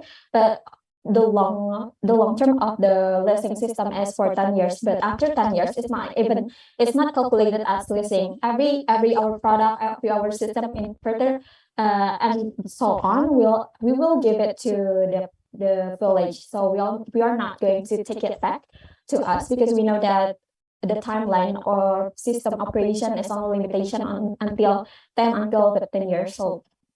So Okay. the leasing system will be like 10 years. Yeah, so I think this is very cheap in compared to what you can generate is 0.18 per kilowatt hour. So for the amount or the price of lease, is it unlimited for its houses, or how do you calculate that one? Sorry, can you repeat the question again? Yeah, so for the lease per month, the $1 per month, is it Yes. for unlimited use, or will you limit the usage per houses? Yeah, okay. Thank you for the question. Actually, we are using a case of wait, my The laptop kind of sliding. freaking out. Yeah, sliding places. And it's for like 115 houses of rural area in Indonesia. And we know that the load type of every rural area in Indonesia not really that high. So we assume that everyone going to have like this average of kilowatt hour, but we are not going to limit every usage of each houses. But we will, because we are going to see each data of how many every houses use the electricity. We are going to know like which one has the higher one and which one that doesn't have the higher one. We can do some generating system so everyone can get what they want. So we are not going to limiting the electricity, but based on the data that we assume that every rural area going to have this limitation of the energy. Okay. Consume energy. Yeah. Okay. And since you are working with financial institutions to back you up, have you calculated the break-even point for like its project? Yeah. Yep. Jody, can you help us? Yeah. Okay. So, since we are coordinating with financial institutions such as banks, and we calculate for around we split the revenue with them. They're going to have around 5% of the revenue that we gain. We actually haven't really calculated the break-even point, but we've calculated the payback period in around 7 years. Okay, 7 years, more or less, yeah. Yes. Okay. Yeah. So maybe one of the potential solutions for these solutions to keep going, rather than relying on financial institutions, if this is something, I think this is really good initiative and help a lot of people. But sometimes this is not really on the cup of tea for the banking system, the banking institution. So you might consider another way of funding method like crowdfunding and so on. Yeah, we also have another option like getting a CSR financial Mm. from others cooperation, and we will make an agreement such as they can claim some of the carbon dioxide avoided from our company as the amount of money they give to us, something like that. We also think to have a change with cooperate with ASDM right now. Yes, that's a good idea. Get that calculated, and then for some reason, for some way, you can get that accredited, so you can give them certificate for what they do. Yeah. Thank Okay, you. surely. Thank Thank you, Mr. Arif Utamo, for the question, and also thank you for microfinal team. We're moving on to our next judges. Please welcome Mr. Benny Suryadi. For Mr. Benny, the screen and time is yours. Thank you. And hello, team. Just continuing the discussion. So, what is the minimum size that you are expecting to be profitable? Minimum size of each. Okay. First, we are going to have an agreement with one village. So we are expecting that more 100 houses has an agreement with us. So those are the bare minimum. We assume that we are going to have like a margin of funding. Okay, 100 house, one 100 village. houses, Yes, one and village then make an agreement. then how about the capital of it? The capital is, Jonathan, can you help us maybe share some screen from our PPT because my laptop is really not working right now. Okay, wait. Share my screen. Can you see it now? Yes. Oh. Uh, So okay, wait. Okay, we're using the second load profile, so the total of costs is around 429 per years. Yeah. For each houses. Yeah. Okay. Okay, clear now. The follow-up question that the generation is a 1 point. Is it? You say 10% of lower than local PPP. Is it applicable same amount everywhere, or it will be adjustable depending on the location? Actually, we are using the case of in a place of, and in some place of rural area. Wait, I kind of forgot the name of it, but in these cases, in this rural area, desa seeding, they only use a generator from diesel system, and only got electrification for 6 hours in each day, 6 until 12. So we are calculating between using diesel generator system to electrify their electricity, or using our product, as well as if we are comparing to PLN, is still higher. PLN is still higher than our production if it's going to implement in rural area cases.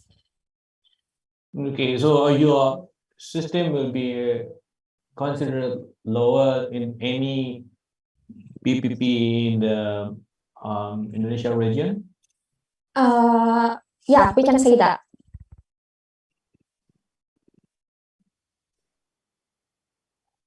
Right. Yes. Thank you. I don't have a follow-up question. Thank you very much, my team. Okay. All right. Okay, thank you for Mr. Benny. Is there any following question for that? No, I'm good. Thank you. Okay, really appreciate it. Thank you, Mr. Benny Suryadi as the judges, and also the macro final team to answer the question. Thank you.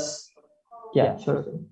That's all the pitching session from the macro final team. Let's give our best appreciation to the team through the online reaction. Thank you for macro final. We're moving on to our third and last team of energy transition area of challenges. Please welcome Summer Triangle.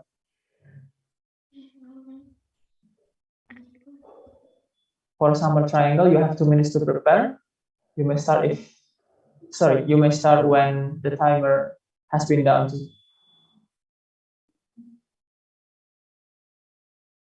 Okay, Assalamualaikum warahmatullahi wabarakatuh. Om Swastiastu, Namo Buddhaya. Good morning, everybody. Before we start our presentation, let me introduce my team. We are Sama Triangle. I am Afira Belasiani with my friends Andi Supriyono and Nur Fauzia Sucipto. We will present about our idea, means power, meaning ways for electrification power.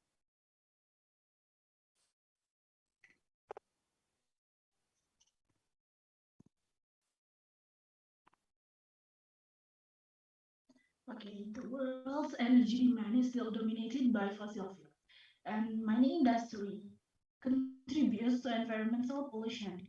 And red-mud waste is an example of waste problem in mining, and it can pollute the environment. Byproduct or waste from mining industry can be utilized by extraction precious metals through metallurgical extraction process.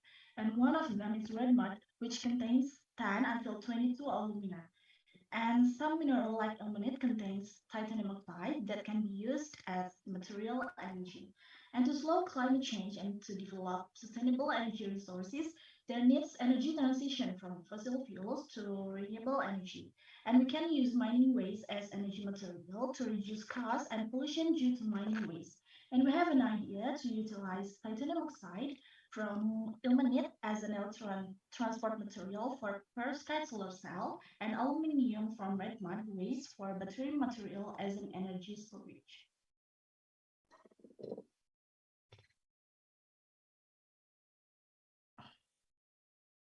Okay, this is the concept of Finn's power. For the ilmenite Obanka will be extracted for the content of titanium dioxide. Then the titanium dioxide will be mapped as paste. After that, the titanium dioxide paste will be used as an electron material for perovskite solar cell. And then the picture below show the red mud sample that will be extracted with the fungus to extract the aluminum content in it. Next. Okay, in this study, perovskite solar cell, we use electron transport material was fabricated using titanium oxide obtained from the ilmenite. And based on the sample test result in perovskite solar cell, we can obtain from the characterization titanium oxide from synthesis ilmenite in Bangka have a higher efficiency than titanium oxide from merc that is imported from another country.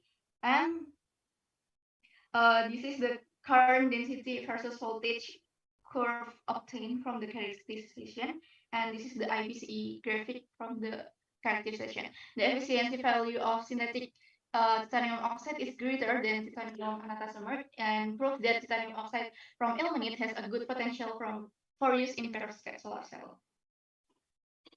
Okay, then this is the efficiency of Aspeigel nickel that used to extract aluminum from red mud.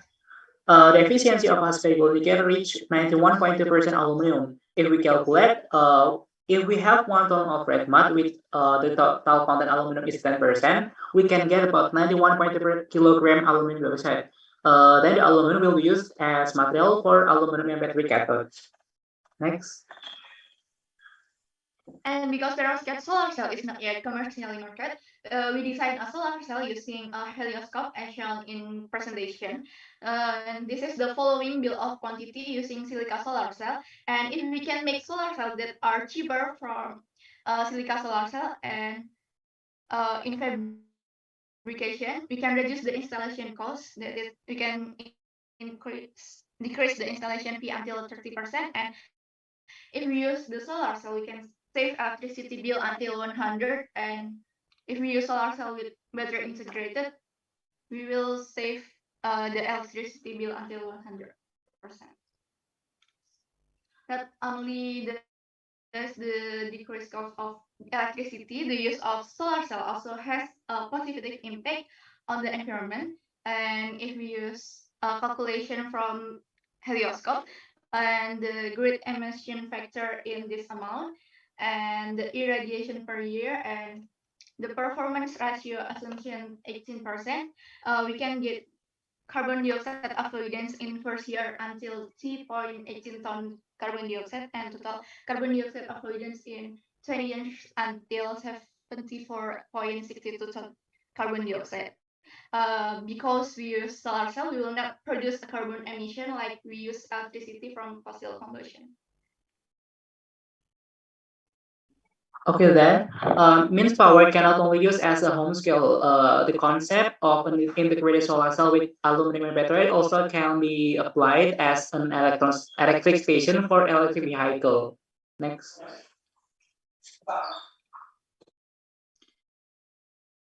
Okay, this is the SWOT analysis of our research. The strength is optimizing the potential of solar energy in Indonesia, eco-friendly technology, and the addition of aluminum can increase the life of perovskite solar cell and can be utilizing waste.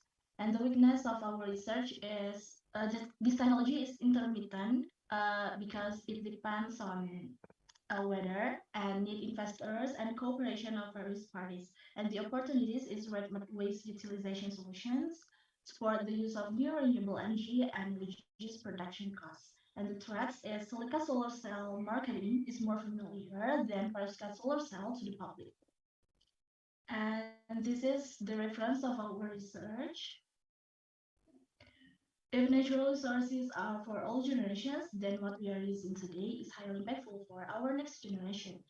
The question is, have we been acting wise in using them? The future is your choice. Thank you for your attention, and wassalamualaikum warahmatullahi wabarakatuh. Thank you for Smart Triangle to present the pitching session to all of us. Next, we're moving to the question and answer session. To the first judges, I would like to invite Mr. Arif Utama to convey the question. To Mr. Arif, the time and screen is yours. Yes, thank you. Good morning, everyone. Thank you for the Smart Triangle team for presenting the idea. So my first question is, I'm curious on how far are you in this project? Is it like, for example, have you lab test this? Have you built the prototype, or how far are you?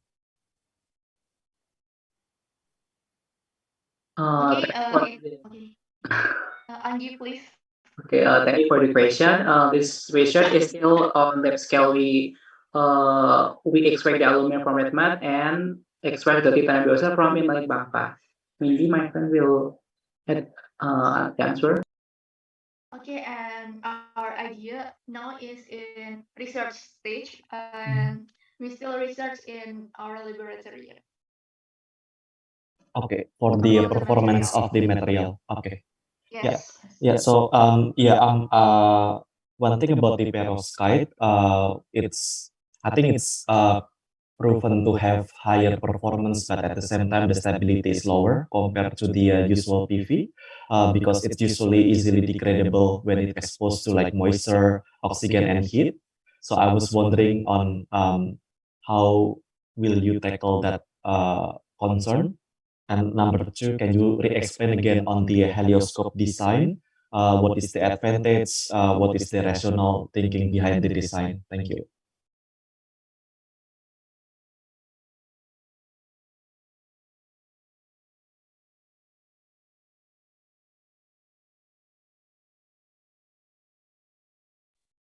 Check.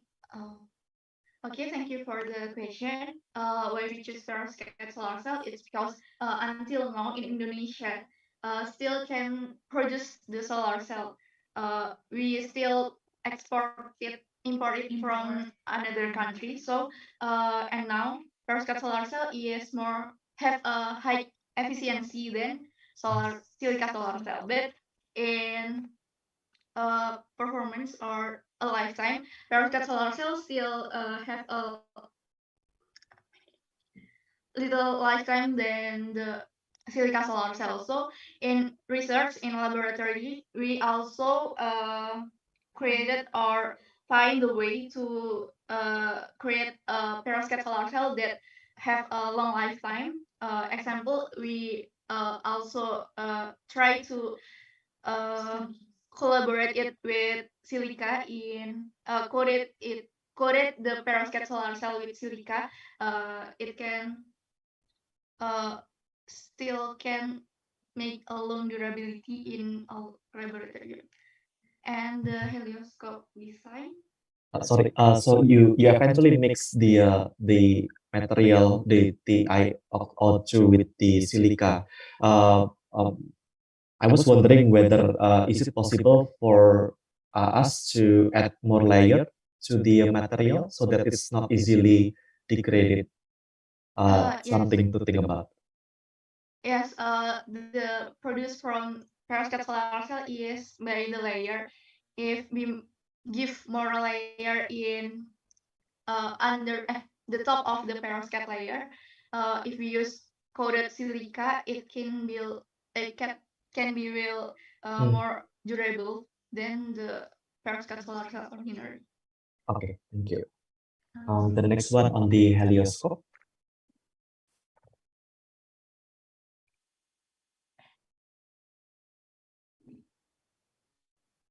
Okay, because the perovskite solar cell now is still on research, so we designed the helioscope. In this helioscope design, we still use silica solar cell as the solar panel that create the energy of electricity.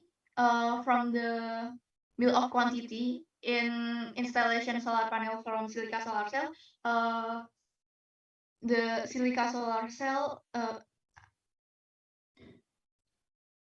have a great percentage in bill of quantity. So if we use a solar cell that lower in fabrication or cheaper in fabrication, we think it can reduce the bill of quantity and it will reduce the installation fee. So people can interested to use a solar panel, we think. And this is the design of solar cell in Loksado in the South Kalimantan, because in South Kalimantan is many mining area. So and there is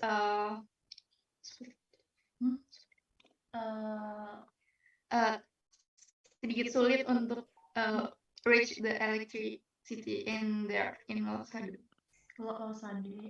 Is one of Okay, we're so sorry that the time has been running out. So we hope that questions delivered by Mr. Arif Utomo has been answered well. We're so sorry, Mr. Arif. We're moving on to our next judges. For Mr. Benny Suryadi, the time and screen is yours. Hey, thank you, and hello, the team. I have a question on the scalability. So, do you have any estimation number of the total product or waste that can be harnessed for this idea? I mean, Indonesia, in the scale of Indonesia as a whole.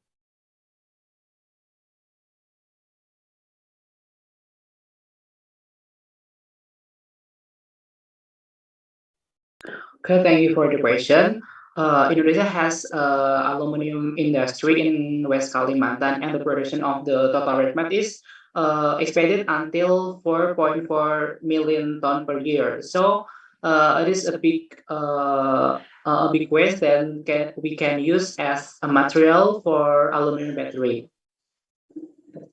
Okay, so assuming your idea is working and then economically feasible, that how many percentage that can be replaced or substitute the current market?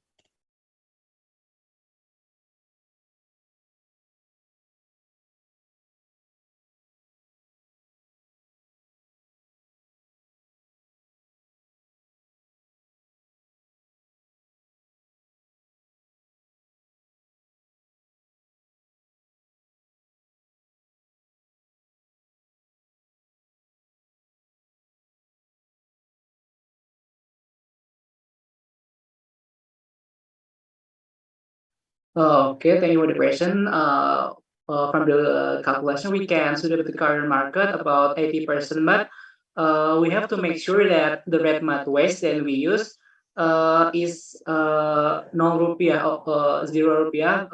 So we can reduce the cost to get the source of the material. Maybe my friend will add some answer.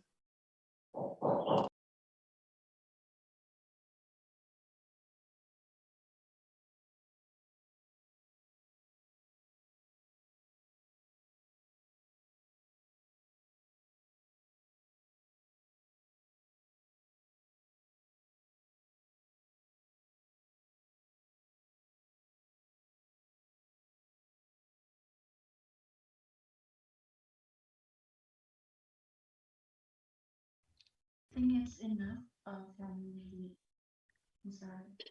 Okay. Just a follow-up question. How do you see the reaction from the mining industry on this idea?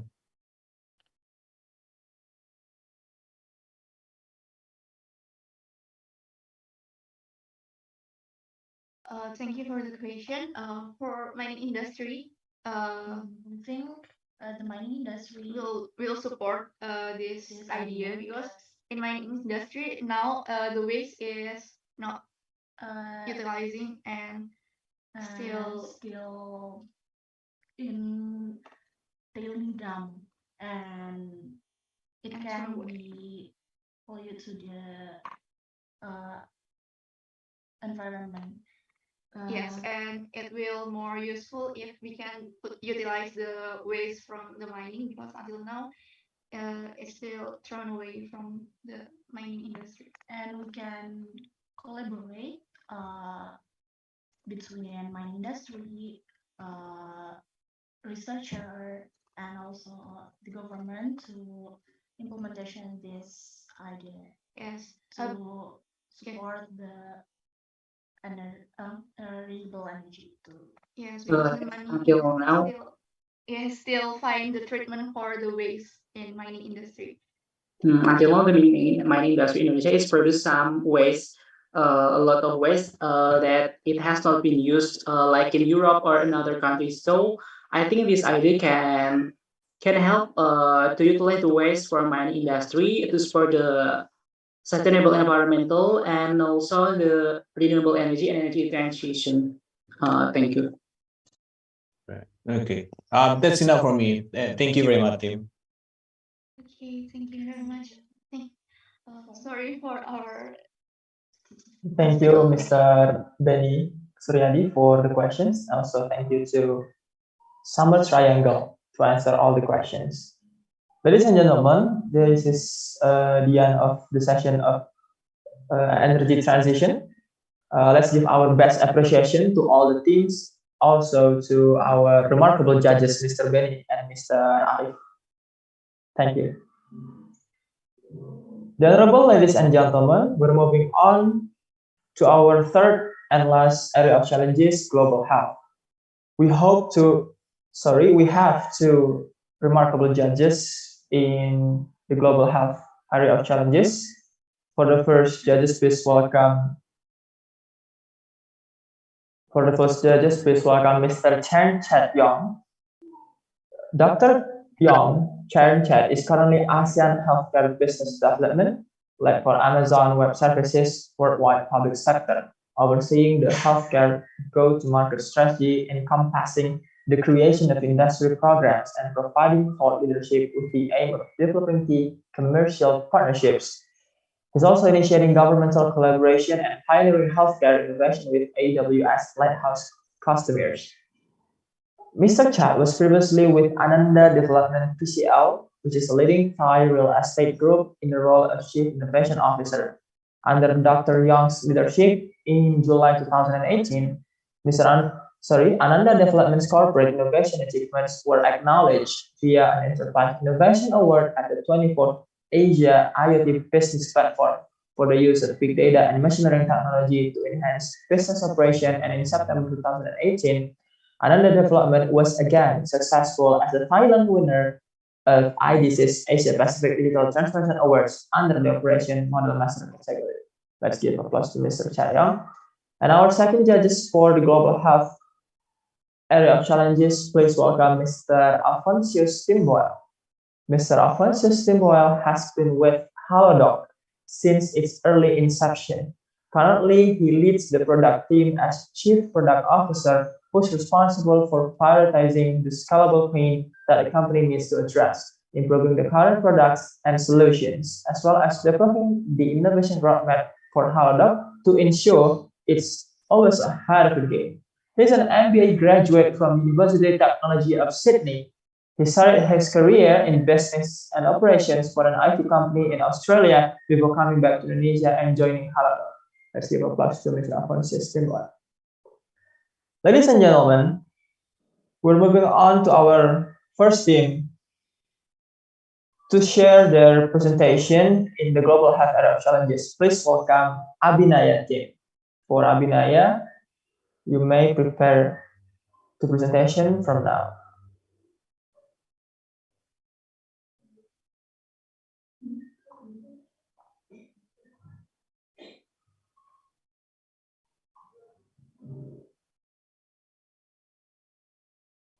Have everyone can see my screen?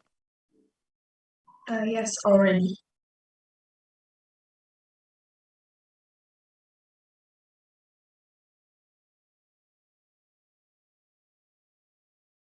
Maybe Alifa, can you make it full screen?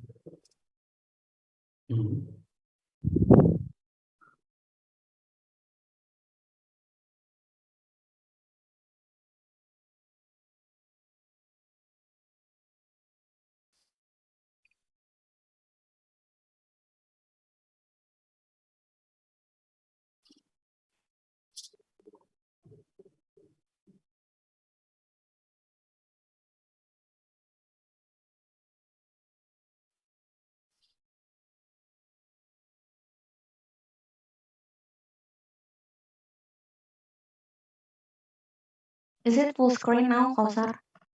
Yeah, yeah, it's full screen.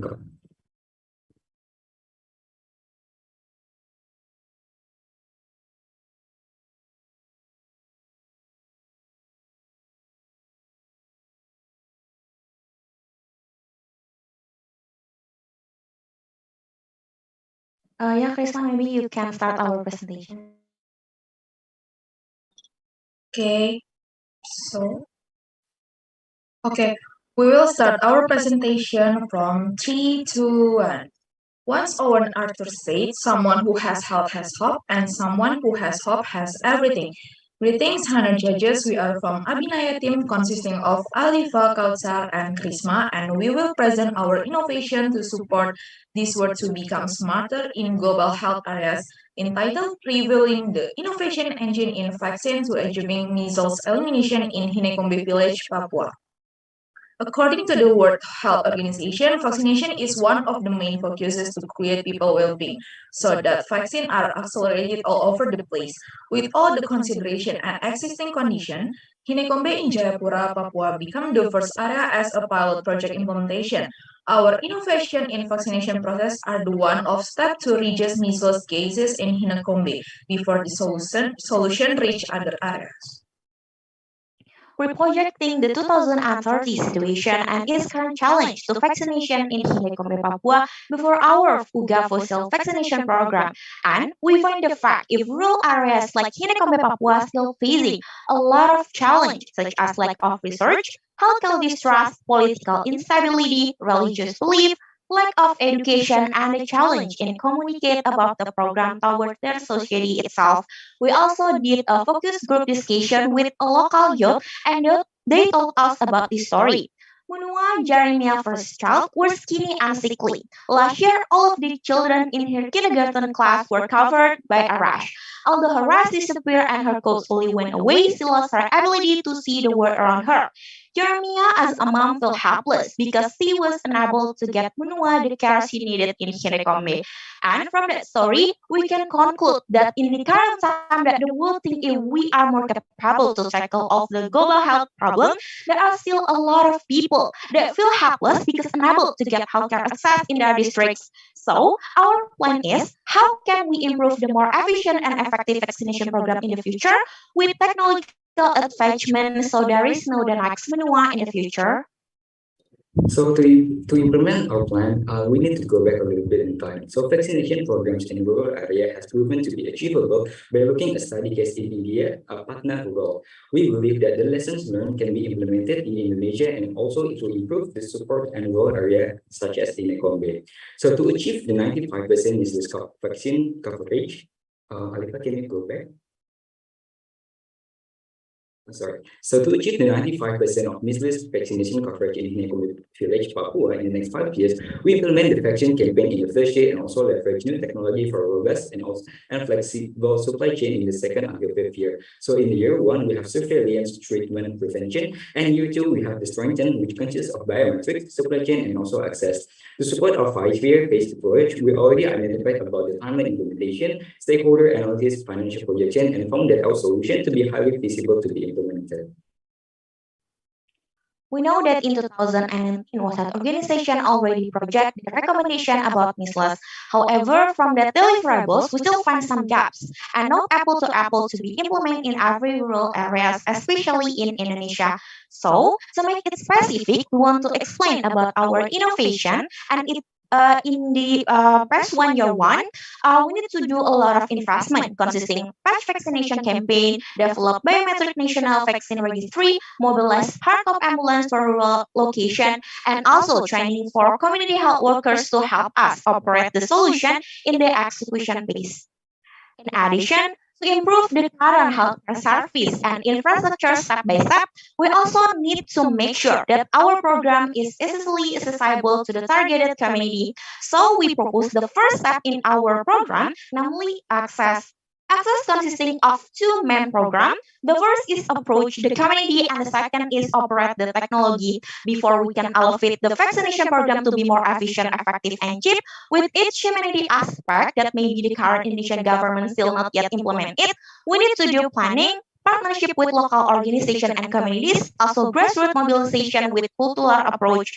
Then we also need to build the partnership with local government for the issue patch vaccine supply chain, hardtop and ground operation, also biometric application implementation.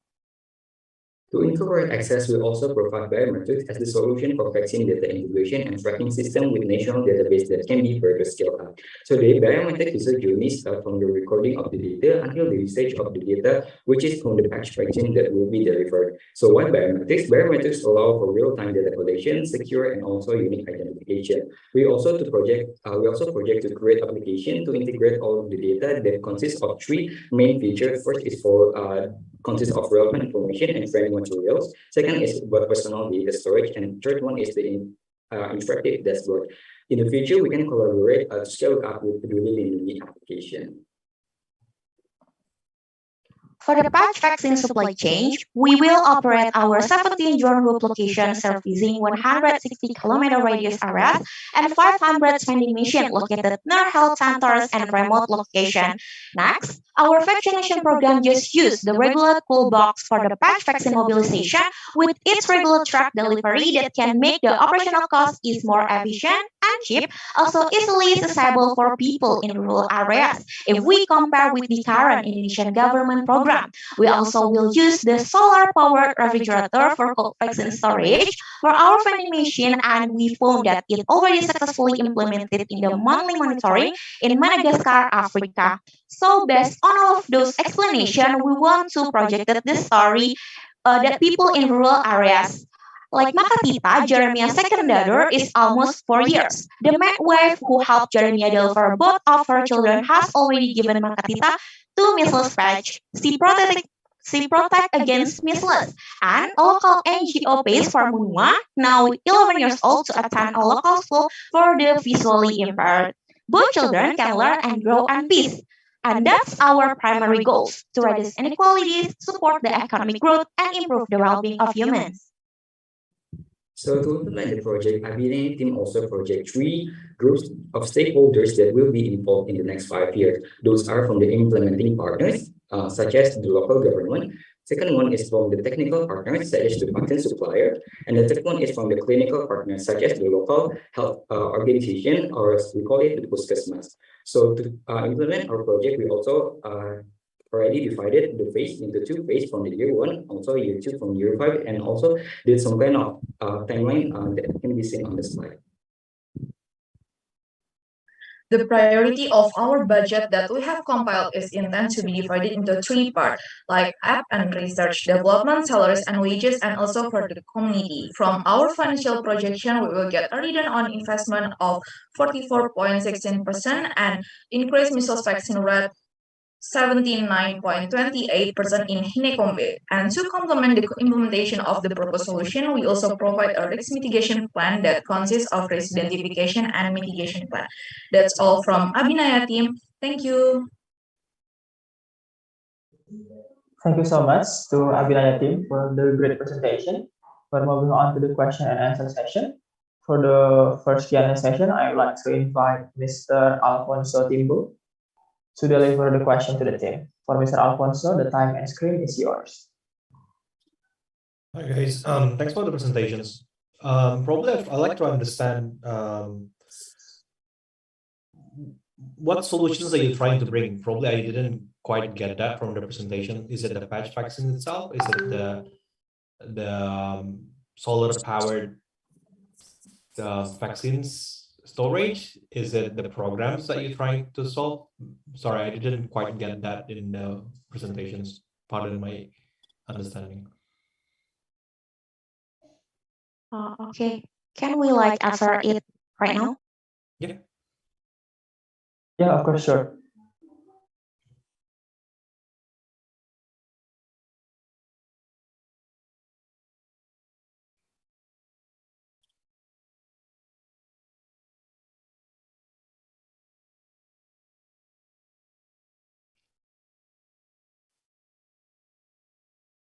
Okay, first thing first, thank you so much, Mr. Alfonsius, for your question. I would like to answer your question and also like summarize the solution of our innovation. Actually, we want to like bring the end or like the next level vaccination program in rural areas with the technological advancement. So actually, before we implement the solution itself, we need to like do some control outbreak, such as surveillance, treatment, and prevention, like maybe already implemented in this current time. But our innovation is like this. You can see that the right outline components are the new addition or our innovation. If we compare it to the like World Health Organization 2019 measles strategy recommendation. So actually, our solution consists of three elements. The first one is access. Access is the way we can make sure if our program is easily accessible to like to the targeted community. In the three steps, it's planning, partnership with the local organization and communities, also the grassroots mobilization with the cultural approach. And we also provide this vending machine and patch vaccine. We know that maybe this technology is already implemented right now, but not in Indonesia, in the other countries such as in Africa. So we want to like benchmark it in Indonesia with the specific approach in the Indonesia rural areas demographic. So actually, it's the first step in our solution. It's access. And the second one, support our first step.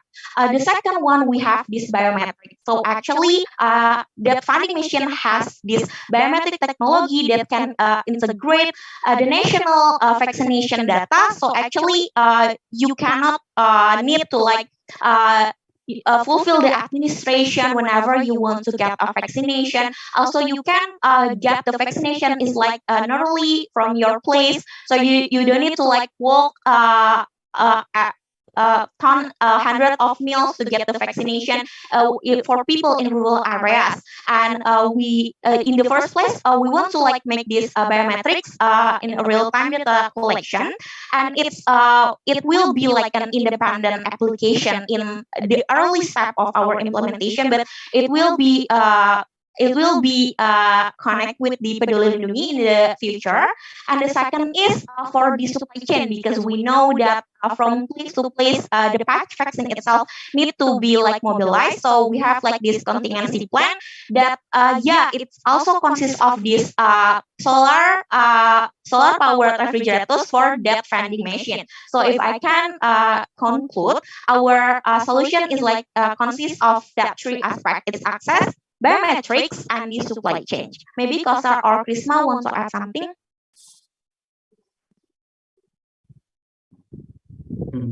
Maybe that's also about our solution. So we revolve around the talking about the access, and the second one is the biometrics, and the third one is about the supply chain. So as you can see here itself, we also engage with the local customers to implement the solution. Who's going to be the consumers of the vending machines and the biometrics? Who's going to use that? Provided this is in rural area, is it the one that who's going to receive the vaccines or the healthcare professionals? Because we also not talking about access to your vaccines, but access to infrastructures as well, right? Be it networks or others. So who's going to utilize that? How does it work? Okay, so the stakeholder or like the our targeted consumer is like people in rural areas such as kids. And how can we utilize that? We use like the community health worker here. So in Indonesia rural areas especially, Sorry to interrupt. the For Ms. Alifa, you can answer this question briefly since the time has been run out. Okay, so actually, the people that shop the vaccine in the society is not sometimes is not a health worker. It can be like police or like soldier. So actually, we found if in rural areas is not like the normal situation. So we add this community health workers training. That also already implement in some rural areas that we want to like benchmark it here. So actually in the first place this community health worker will do this our solution like the access, the biometrics, and the supply chain itself to socialize it and operate it to the like the rural areas population. Okay, thank you. Okay, thank you for the Abilayatin, the questions to the answers following questions from Mr. Alfonsius. We're moving to the next judges. I would like to invite Dr. Chat Young to deliver the question. For Dr. Chat Young, the time screen is yours. Hi, can you guys hear me? Yeah, thanks so much for the presentation. I think my questions are quite straightforward. First thing is I noticed that you have a timeline on one of your slides. And I think the dates are within the 2030 to 2031 period.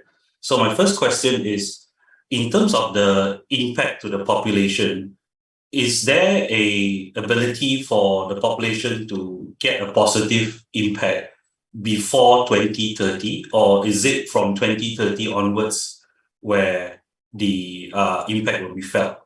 So that's my first question. Yeah. Thank you so much, Dr. Chet, for the question. Actually, we are supposed to implement the project in the nearest future. Maybe Alifa can share screen about it.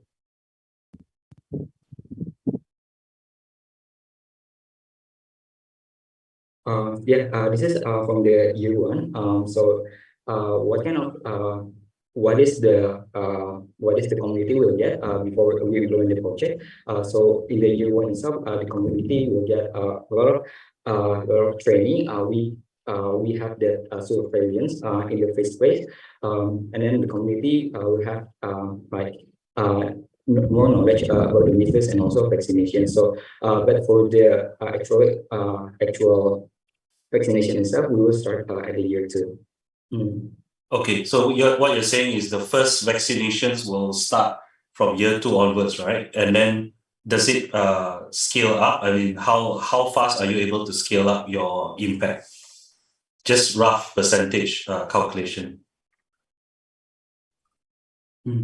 So how fast are we going to scale up? We believe that the implementation of our project is going to have like 5 years. But after the 5 years, we will able to scale up based on the data that we collected from the biometrics, and also we have like a steady case from like in India, and then they can scale up just in short years, like 1 or 2 years. Okay, so I mean, because I'm just looking at the slide where it says access and it says planning, partnership, and grassroots. Are your dates accurate in that slide, or does it mean something else? Because it says 2030 and 2031, which is quite some time from now. It's Okay. beyond 5 years, right? So I just want to clarify. Yes, actually, we will start this our solution. Maybe can be implemented like fully in 2030. Why? Because we also like do some benchmark in other areas that maybe Indonesia need to like build the technology in the first place, and also about the company who will take this project for like take care about the patch vaccine production. So actually, because Indonesia right now is not like implement or like have like the company that already producing the patch vaccine. So we need to like make sure if the product that we want to like operate it or distributed it to like the targeted community is available. So yeah. Yeah, thanks. So I think basically what you're saying is you need to wait for a certain level of maturity to also be aligned, right? Okay. Yes. I tell you what, I think my time is almost running out. I've only about 1 minute. I think the second question I want to ask the group is, if let's say you will not be successful with what you want to do, can you quickly tell me like where is your area of failure in the event that this does not work?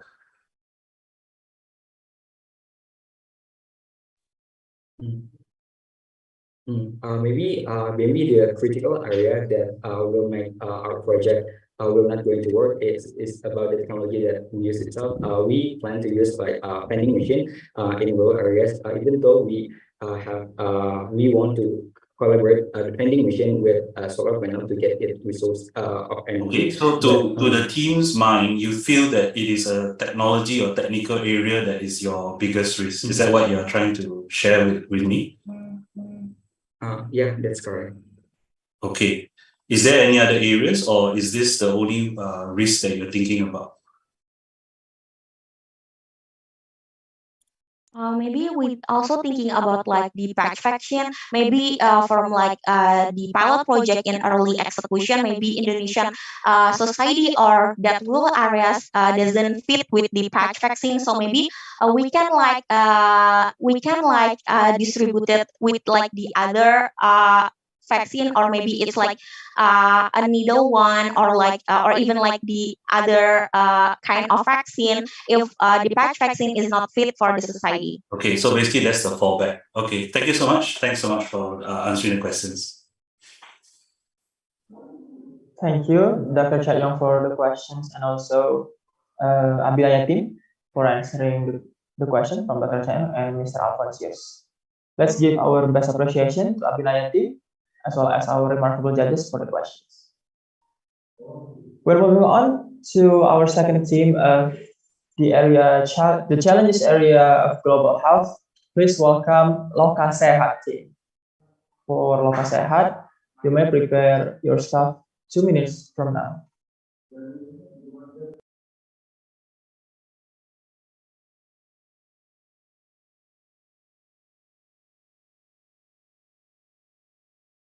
Right, so is the screen visible? Is it? Yep, it is visible. Are our voices clear? Yes, Miss Astrid voice is good.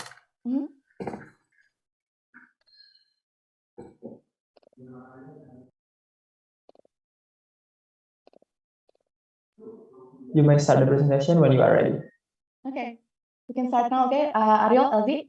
Okay, so hi, we're Loka Sehat, and we believe in redesigning the role of community health services for delivery of primary healthcare in rural Indonesia.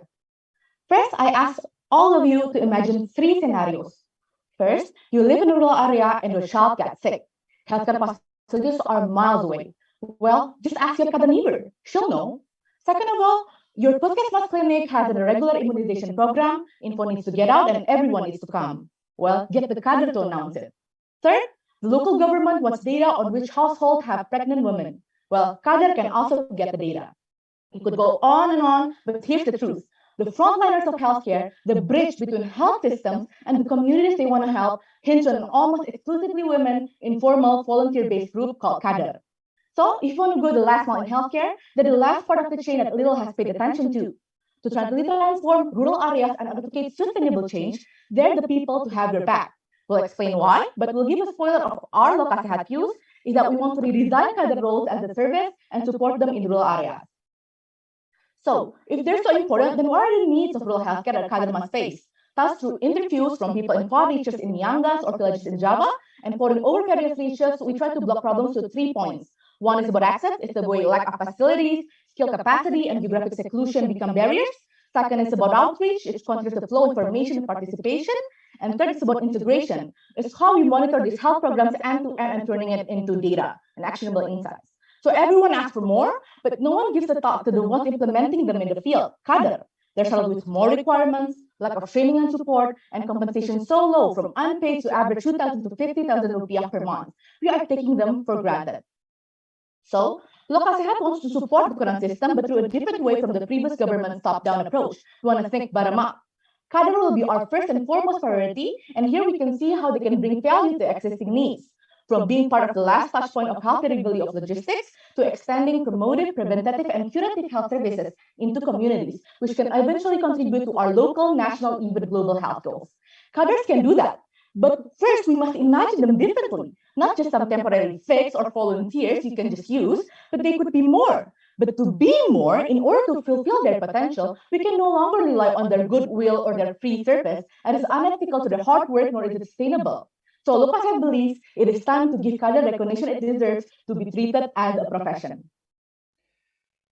To address health problems, Lokasehat aim to deliver impact through 2 main activities. First, we want to support cadre day-to-day operations with our mobile tech platform as a way to increase their competency through learning and provide them with better tools, which enables them to solve complex duties and ultimately transform them to be a formal profession. Second, to fill in the gap of healthcare needs in rural areas at scale, Lokasehat want to bridge communities with healthcare providers through various partnerships, such as referral and education program from healthcare institutions, delivery of healthcare goods, and providing data to government and industry to drive their different policies for rural areas. Our investment in cadre starts with training. Our learning scheme will be carried out in a bi-weekly cycle consisting of 3 main activities. First, cadre will engage with their supervisors to learn basic skill sets such as problem solving and interpersonal communications through role play, practices, and training. Then, cadre can broaden their knowledge of specific care in self-paced training modules within our digital platform. By the end of the bi-weekly cycle, cadre can apply their skills to solve problems in the field and return to their supervisors with reflections on how they can set plans to improve themselves in the next cycle. In every cycle, cadre is able to develop the relevant skill sets to better serve their communities and help them to get recognitions as professionals in care delivery through accreditations. In addition to developing cadre through learning, we also want to provide them with better tools to carry out their job. As data collection will be the main part of their work, we want to ease their collection through digital platform that can be used without internet.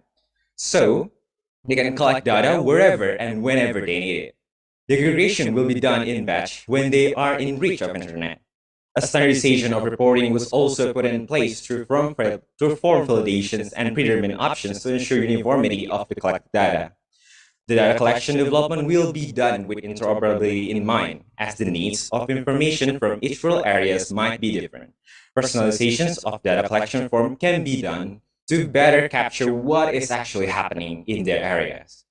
The data will also be integrated with local stakeholder dashboards such as Sistem Informasi Posyandu and Sistem Informasi Desa to drive actionable insights which is in line with the needs of data-driven monitoring for policy developments. In implementing our solutions, ultimately we decided that we need to prioritize getting our workers out there before we do anything else. Thus, our biggest priority is maximizing the quality of our community health workers. As such, we devised a 2-phase implementation plan. In the first phase, we focus on consolidating our training models and starting workforce within the island of Java, along with bridging communities with hospitals by referring patients to them in exchange for tariffs and allocation of doctors to supervisors for our workers. In the second phase, we implement the remaining 2/3 of our business model, which is our logistics infrastructure, by training our community health workers to bring medicinal goods to patients and data surveyor services, by expanding the data that our community health workers collect to whatever our partners may need.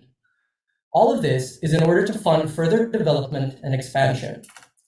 To that end, Lokasehat will start to establish its services within developing villages at a radius of 100 kilometers from metropolitan areas like Jabodetabek, Bandung, Surabaya, Malang, and so on.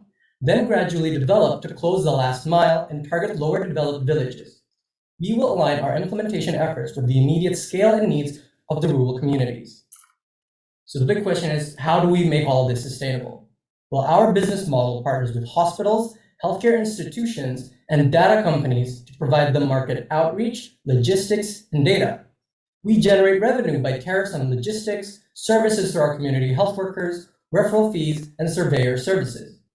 We based our prices on similar services and interviews with stakeholders on attractive price points for them. This way, we target expanding to 3,500 workers within 10 years while breaking even by year 5 with a 40% profit margin. The aid of government contracts and grants allows us to do so earlier and fund even greater expansion of our services. That being said, we will consider ourselves successful when we have 20,000 community health workers serving 20,000 rural communities, delivering 800 billion rupiah worth of value, which we have forecasted to be achievable within 2 decades.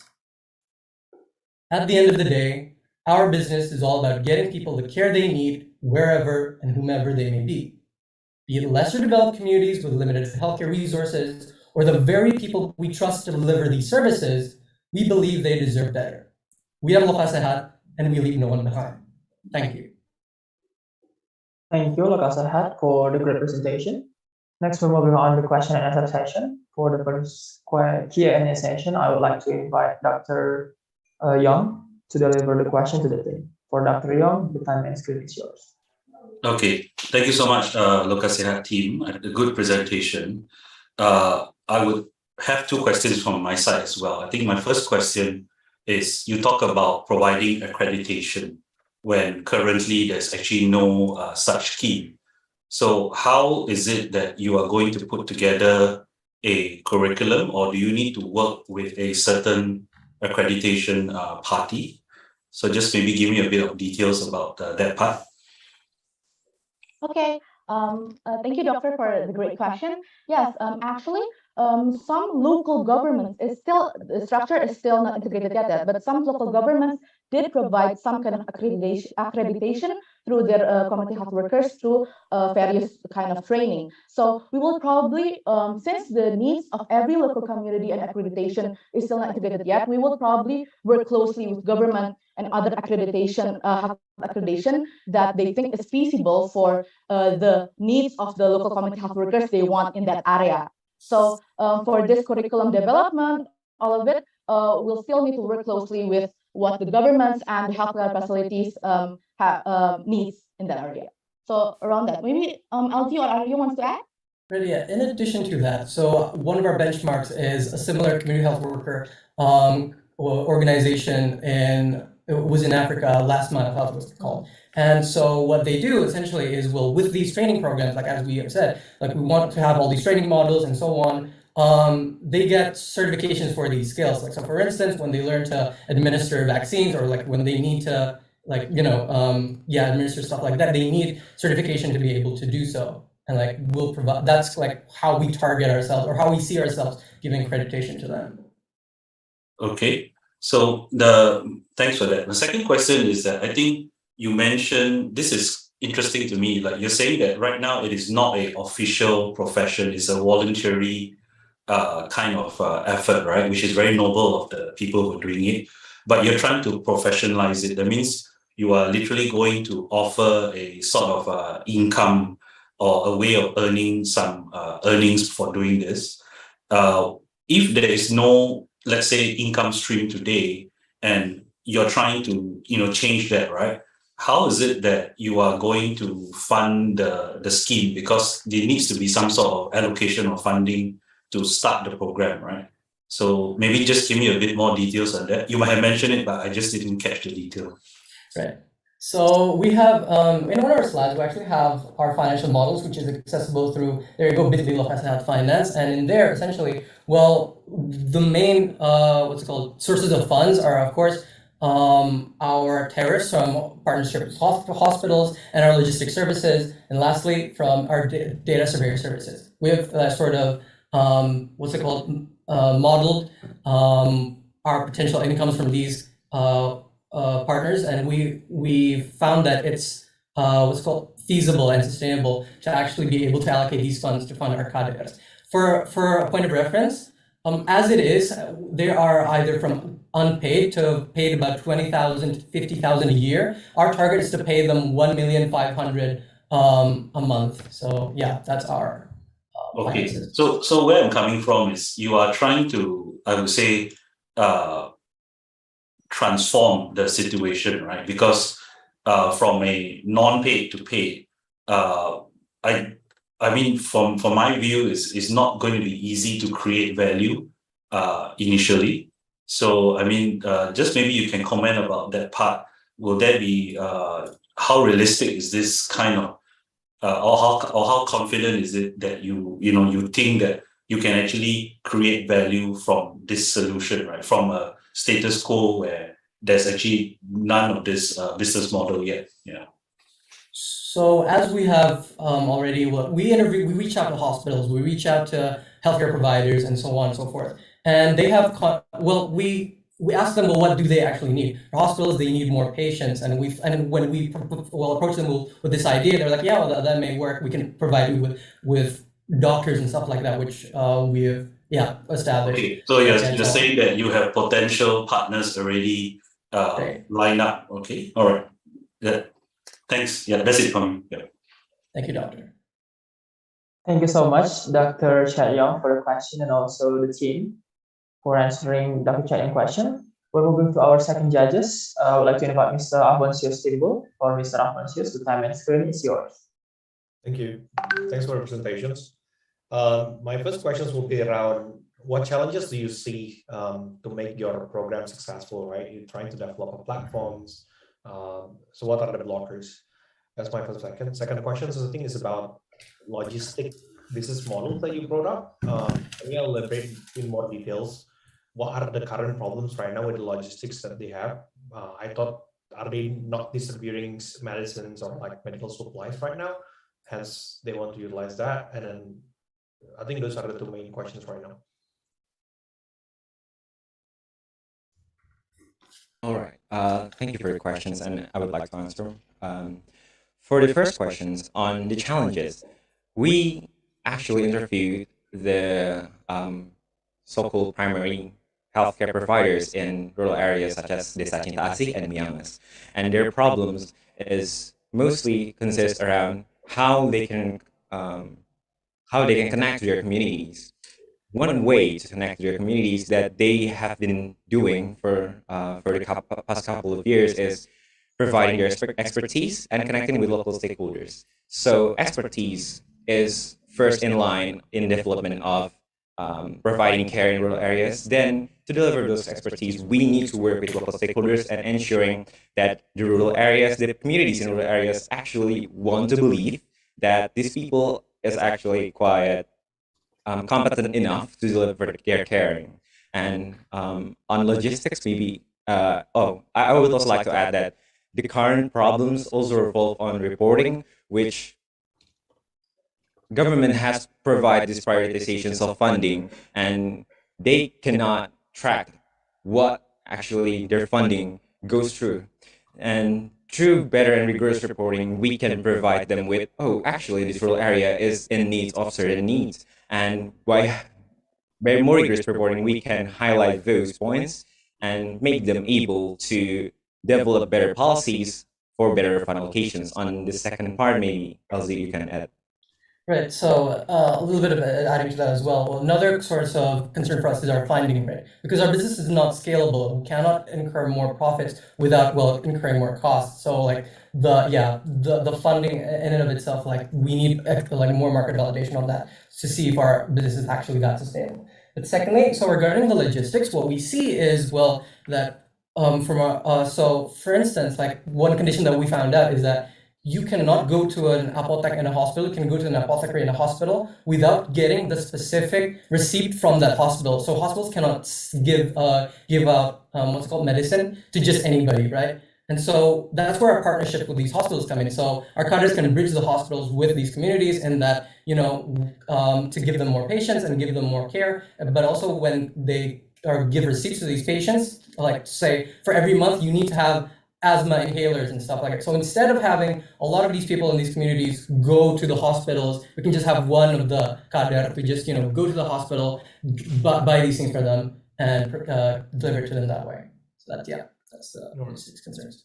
Now, in terms of challenges, just like to brought up, don't you see a challenge on? Because I think you mentioned there is 20,000 community health workers being challenged, right? I don't know whether you've done your research on the smartphone penetrations and then internet penetrations, especially you're relying on the technology itself. I like the idea that you mentioned that having it in offline mode, so you don't have to rely on internet all the time. But what other aspects that have you considered to overcome this? Right. So the extent of our due diligence, well, one is that we found out that 80% of what's it called developing villages or rural areas in Indonesia is desa swa. It's a transitional village where it's already developing. There are the infrastructure there is quite adequate and so on and so forth. And so as we implement in the first phase, we don't see this as a big barrier, but eventually we can eventually develop more solutions to reach the last mile locations. To add on that, we also researched that a lot of community health workers programs from the government actually needs a smartphone. So a lot of community health workers are already provided, and they're already being asked to use smartphones in their daily life for SIP, for the Sistem Informasi Desa. But so we think that there's already an existing framework we can also add on to. And if perhaps that equipment is needed, we look as a hat wants to provide them to a scale and to a point that we can help them do their duties better. Thank you. Okay, thank you. Is there any following question, Mr. Alfonsius? I think my time is run out. Okay. Thank you, Mr. Alfonsius, for the question, as well as Lokasehat for answering the question of Mr. Alfonsius. Let's give our best appreciation to Lokasehat team for answering the questions of the judges. We're moving on to our last team of the global health area of challenges. Please welcome HaloVan team. For HaloVan team, you have 2 minutes to prepare yourself. Starts from now. Okay, is it visible? Yes, it's visible. Okay, is my voice audible? Yes, it's audible too. Okay, Zico, are you good? Yeah, can you hear my voice? Yeah, you're audible. Okay. Okay, you may start the presentation when you're ready. Okay. Dear judges and everyone, we are HaloVan, a portable vending machine to help diagnose and treat TB in rural area. So, economical and geographical challenge are the main barrier to access healthcare facilities in Krayan District, Nunukan Regency, Kalimantan Utara. It's a mountainous area where some of the village is 40 kilometers away from nearest primary healthcare center or puskesmas. Then, the nearest hospital only can be accessed by airplane. It's not available every day, and it's quite expensive for local people, which they mostly are farmers. Even though there are 3 doctors in Krayan District, which are suitable with WHO recommendation, but people who live there are struggle to access healthcare facilities. Imagine there are 430 people are diagnosed as TB in Nunukan Regency. We need to eradicate TB as soon as possible because it's very detrimental to society. Because TB new case growth is exponential, and on the other hand, TB treatment is tricky to drug resistant. Now, we know that TB is an emerging issue. However, mostly diagnostic methods of TB are only available in hospital. Let's take a look at Pak Andi. Pak Andi, 40 years old farmer who have no income if he doesn't work for a day, currently experiencing cough more than 2 weeks, weight loss, neck sweat, and fever. Now, the disease is getting worse and disturb his daily life. Then he has to sacrifice his daily income to go to primary healthcare center. At primary healthcare center, the doctor suspect him with TB and ask him to come back tomorrow to pass his morning sputum. After confirmed as TB, Pak Andi have to start consume TB drug, but it needs to be under doctor supervision for 3 days. Then Pak Andi need to do sputum and T-ray in 2nd, 4th, 5th, and 6th month of the treatment to check the effectiveness of the treatment. Now, the question, do you think Pak Andi is able to adhere with TB treatment? No, right? So that's why we create Halofen. Halofen has two main features, which are to help diagnose TB disease and provide TB care to patients. When diagnosing TB, Halofen will help store sputum samples from TB patients who live far from the puskesmas and send them. Halofen is also equipped with a portable X-ray unit for advanced diagnosis so that patients do not need to go to the hospital. Halofen also helps treat TB patients by always stocking drugs and supplements according to the patient needs. Halofen is equipped with a fingerprint system for safe drug distribution. Video consultations can also be done by patients to the doctor at Halofen, so doctors don't have to bother coming to patient's house or health center, which is very far away. In addition, Halofen already uses internet so that data in the machine and the hospital can be integrated. Halofen is planned to be made in size that can accommodate multiple drug sets and multiple sputum samples for one region. And Halofen is also set to the right size for X-ray inspection and video calls. Even though Halofen uses a lot of electricity and internet, the amount of this need has been adjusted to the ability of the Krayan area, which has had 4G internet and 99% electricity since 2021. Next, how to use Halofen. First, when a patient comes to Halofen, a sputum sample will be taken, assisted by medical personnel and calling a doctor. Samples are stored in the fridge and will be sent to the nearest puskesmas once every week. If the results of the sputum check are positive, the patient is required to register as TB patient and take a set of drugs. Then, patients who have been positive for TB must also have their thorax X-rays taken at Halofen. If the patient is negative but still symptomatic, then the X-ray is also taken. The X-ray result is automatically sent to the doctor and examined. If positive, the patient must also register in Halofen. Due to the complexity of the idea, we plan to divide Halofen into 3 phases. In the first phase, we focus on the technology preparation, conducting a survey in Krayan, and setting up the sputum checking system at Puskesmas. Then, in the second phase, Halofen began to be launched without a camera and X-ray system.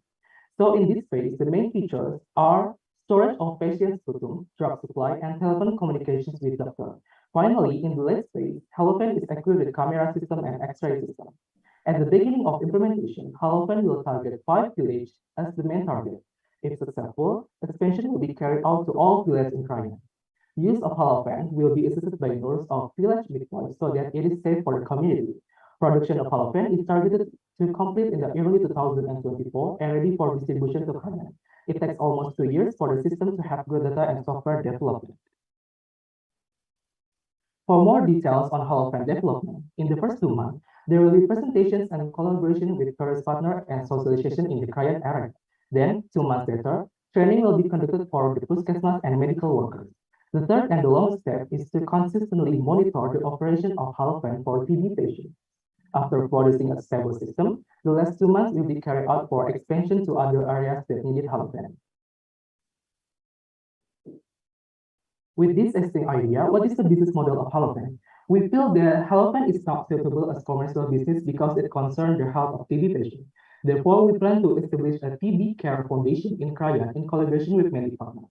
The 4 main partners we plan are the Indonesian Ministry of Health, the Indonesian Ministry of Transportation, the Indonesian Ministry of Development of Disadvantaged Regions, and one of the well-known vending machine vendor companies in Indonesia, Smartfan. As an effort to increase awareness of TB, we also plan to empower the community. Some roles that can be held by local communities are to become medical personnel who assist the use of Halofen. Of course, there will be training for 6 months for the volunteers.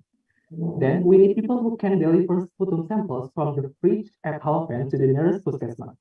Lastly, the ambassadors are needed to educate the public about TB.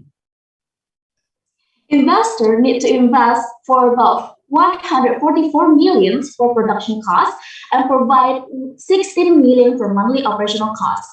If investors are willing to invest at Halofen, here are the impacts. First, specialistic doctor and junior practitioner can help eradicate TB without mobilization to rural area.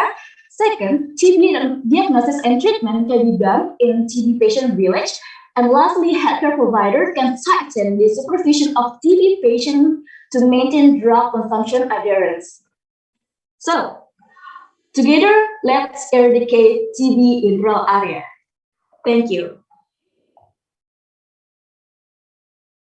Thank you, Halofen team, for the great presentation.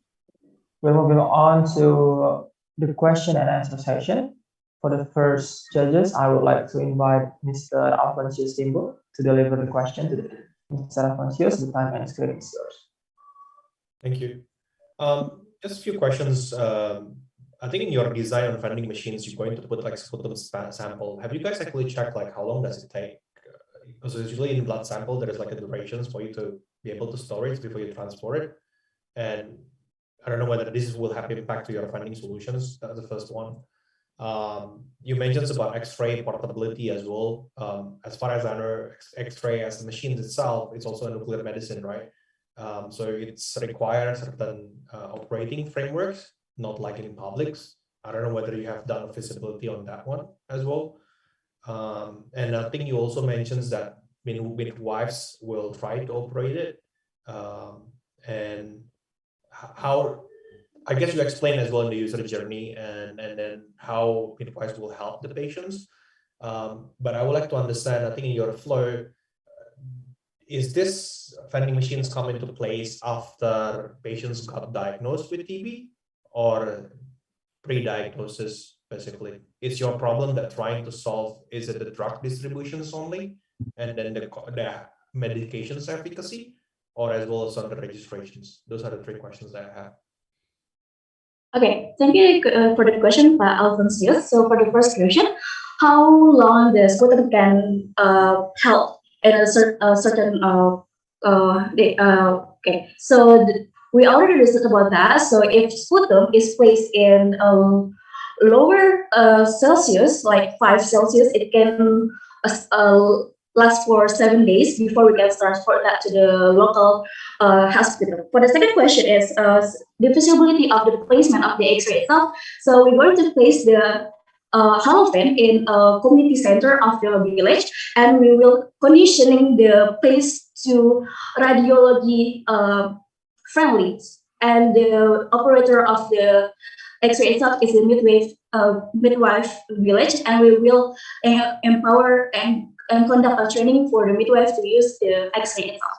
And for the last question is, so Halofen itself is supposed to increase the screening and detection of the TB in rural areas. So if the patient experiences cough more than 2 weeks, then he comes to the midwife village, and Halofen help to connect the patient with the doctor to have consultation, analysis, and then examine another clinical analysis question to diagnose the TB.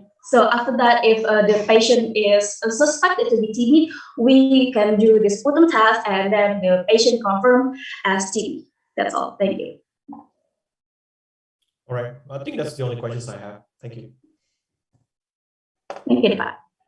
Okay, thank you, Mr. Alfonsius Timbul, for the question, and the team for answering Mr. Alfonsius' question. Next, we're moving on to our second judges. I would like to invite Ms. Dr. Yong to deliver the question. So, Dr. Yong, the time and screen is yours. Okay, team, hello, and thanks so much for the presentation. I think you guys, I would say, I admire the ambition, right? To tackle TB is not something that for the faint-hearted. In fact, it is still very much a big problem all over the world. I'm going to focus on the slide where I think you put under your solution where you have phase 1, phase 2, and phase 3. Okay, so I understand that you are actually going to try to, in fact, cover the entire spectrum, which is the screening, the diagnosis, and then all the way to even the treatment, right? From an impact perspective, if let's say you are developing your solution, so to speak, as what your slide is saying. And if let's say you at any of these phases, let's say not successful to go to the next phase, can you break down for me, for example, in terms of rough percentage, what is the impact at each level? Meaning for a certain population, if you manage to do phase 1, to what percentage of success do you think your solution will be versus able to reach, let's say, the next stage and the last stage? Let me know if you do not understand my question. Okay, thank you Jeff, for the question. I will start my answer from the phase 1. So in the phase 1, because it's still a technology preparation, I think the I'm sorry, Ya nggak bisa dong, kita nanti selesai. sorry, I think yeah, okay, thank you. So I would like to continue my answer. Sorry, don't mind if you repeat. I didn't hear because I think there was interference. Yeah. Yeah, I would like to repeat my answer. So in the first phase, we would like to expanding the TB patient sputum checking system to be village health facility exclude from the technology preparation. So in the current condition right now, after we did we knew that in the Puskesmas, in the village, and in the Krayan, there is no sputum checking system. So we need to go to the Regency Hospital in Nunukan, and that will be need the airplane. There will be need a lot of transport. So before we launch the Halopen, we would like to launch the system in the Puskesmas, in the village, and in the Krayan district about the sputum checking system. And I think this is easier than the next phase. So I think it's still realistic and feasible. So I think the presentation would be like 100%. Okay. Yeah.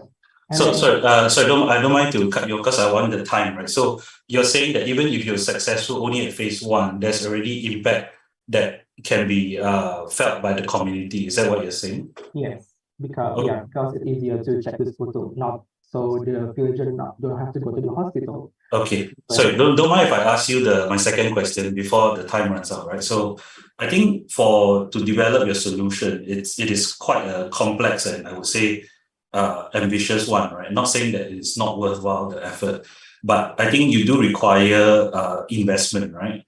Has the team actually did some groundwork to say which type of parties would be the stakeholders that will be most interested to invest into your solution from a practical perspective? Yeah. Okay, actually, the Indonesian Ministry of Health has a program to eradicate TB by 2030.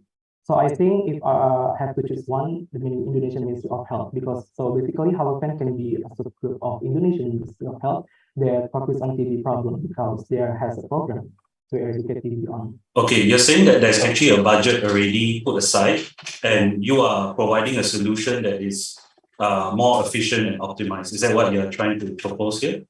Yes. Okay.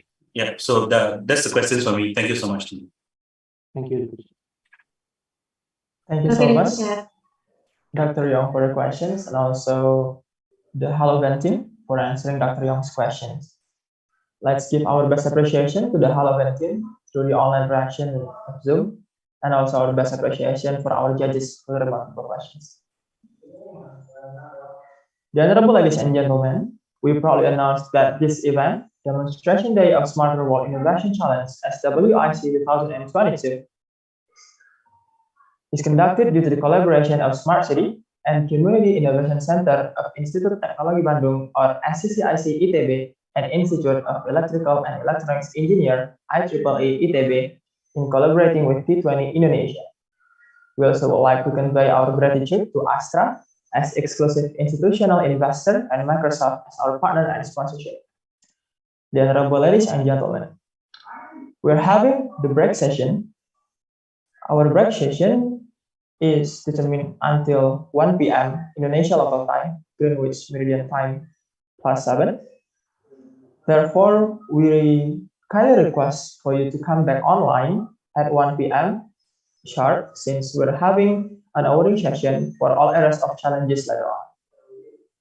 Thank you and see you later.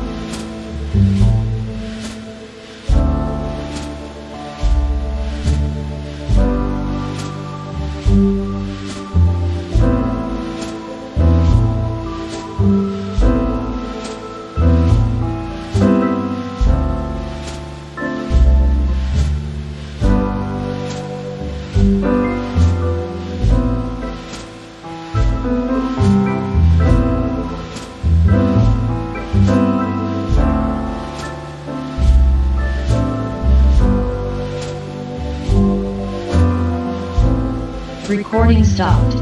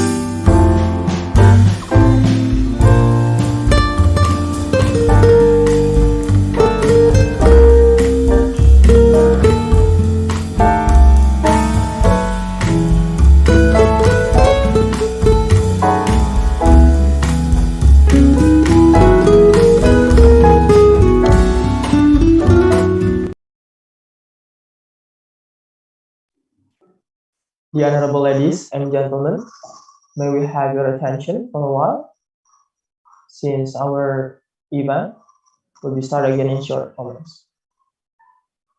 I would like to ask for all participants to open the camera and be ready for our next events. Maybe for some team that the member of the group hasn't been ready to be Recording called, in progress. and ensure that every member in the team is ready. Thank you. The honorable ladies and gentlemen, welcome again to Demonstration Day of Smarter World Innovation Challenge SWIC 2022. We proudly announce that this event is conducted due to the collaboration of Smart City and Community Innovation Center of Institut Teknologi Bandung, or CCIC ITB, and Institute of Electrical and Electronics Engineer IEEE ITB, along with T20 Indonesia. We also would like to convey our gratitude to Astra as exclusive institutional investor and Microsoft as our partner and sponsorship. The honorable ladies and gentlemen, let's continue our agenda to the awarding session. There are 3 winners that will be announced from the third to the first winner. The awarding will be followed directly with documentation of each challenge of area and winner. Let's start from the first area of challenge, digital economy. I do hope that all the teams of digital economy are ready for the announcement. Congratulations.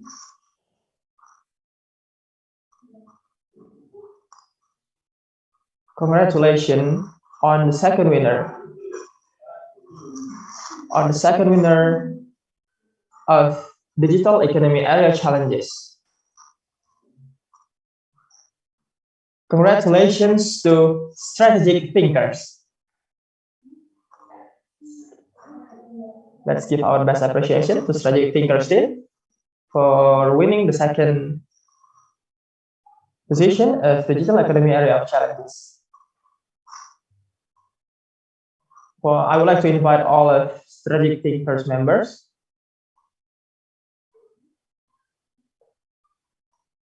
to have documentation session along with all the judges. So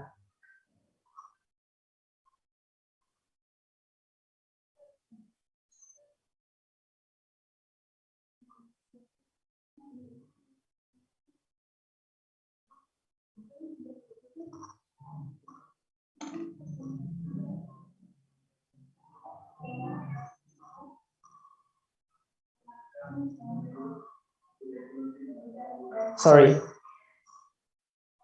I would like to invite Miss Amelia Asania Fajri with the winners to have the documentation session.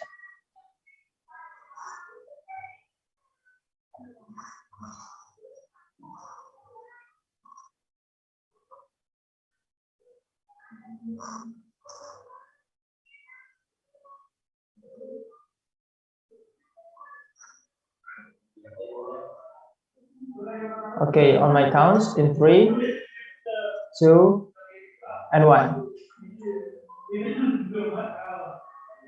Okay, thank you for the Strategic Thinkers on winning the second position. We'll continue.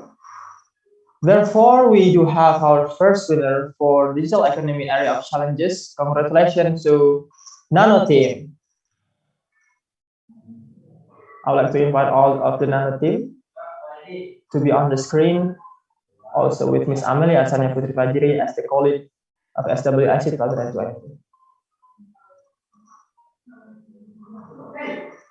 On my mark, in 3, 2, and 1.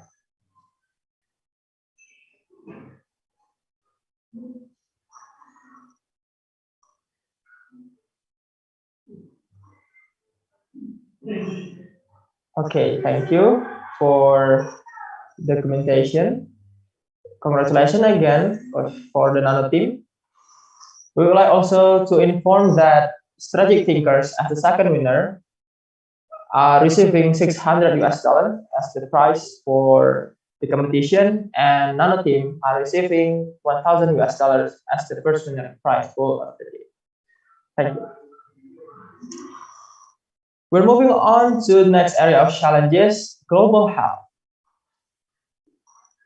I would like to invite all of the global health team to be on the screen and be ready for the announcement. Congratulations for the third winner.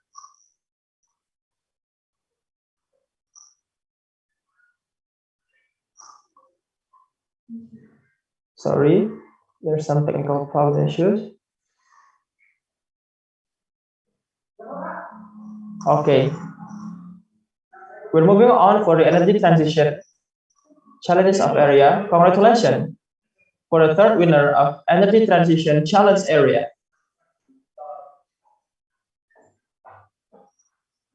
Congratulations to Summer Triangle. Let's give our best appreciation to the team Summer Triangle for winning the third position of energy transition challenge area.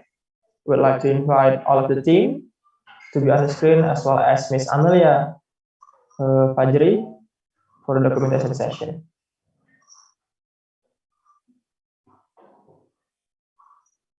Summer Triangle team receiving $400 as the prize pool of the third winner. On my mark, 3, 2, 1.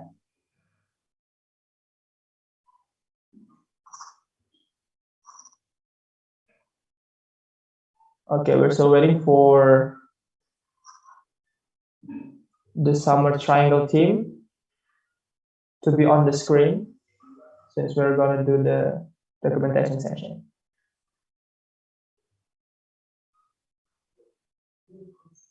Okay, let's have the documentation on my mark in 3, 2, and 1.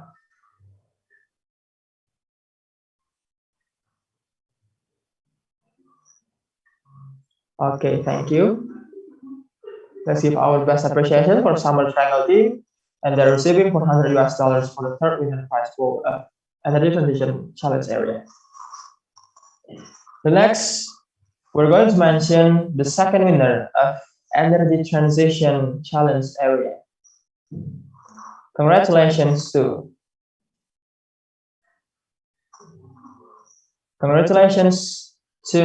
the team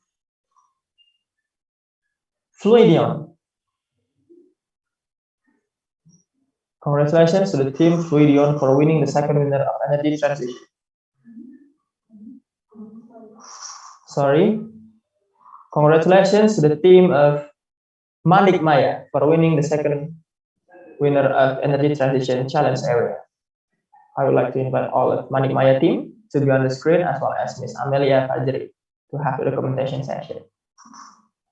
Manik Maya team winning $600 for the second prize pool of challenge area Energy Transition. Let's have the documentation on my mark in 3, 2, and 1.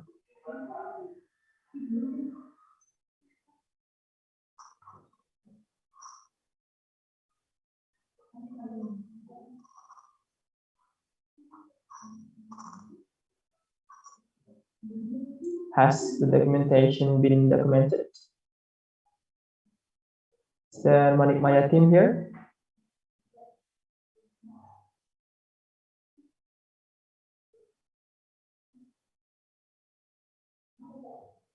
Okay, we'll start the documentation again. On my mark in 3, 2, and 1. Congratulations to Manik Maya team for winning the second winner of Energy Transition Challenge area. Therefore, we have the first winner of Energy Transition area. Congratulations to Microfinal. Let's give our best appreciation to the Microfinal team. I'd like to invite all of the team to be on the screen, as well as Miss Amelia Fajri.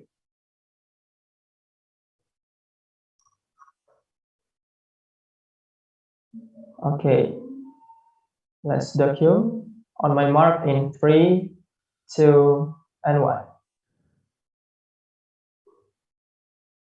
Okay, Once again, congratulations to microfinal team for winning the first position of energy transition challenge area. Microfinal team is deserved for winning $1,000 of prize pool.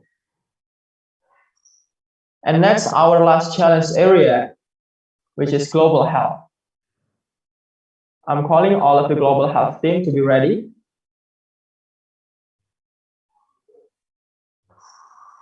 For the third position of global health challenge area, congratulations to Abhinaya.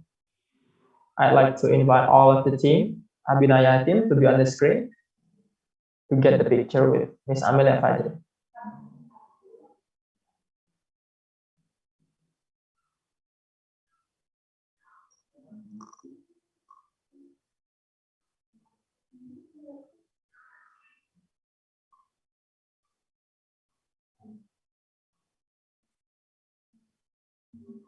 Okay, on my mark, in 3, 2, 1.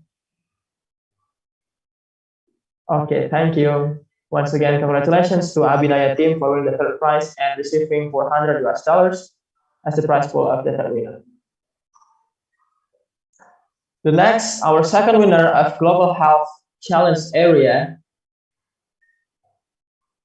Congratulations to Halovan for winning the second position of Global Health Challenge area. I would like to invite all of the team to be on the screen to have the certificate handing over documentation with Ms. Amelia Fajri.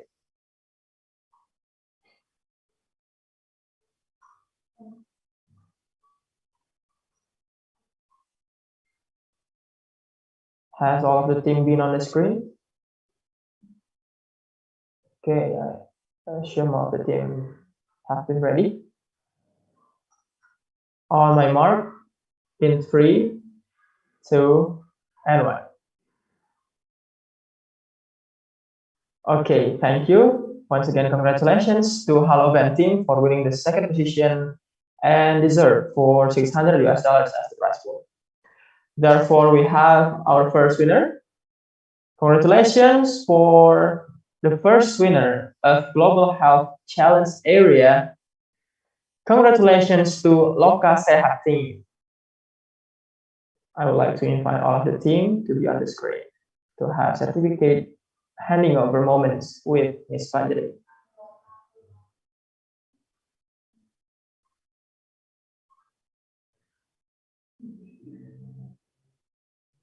Okay.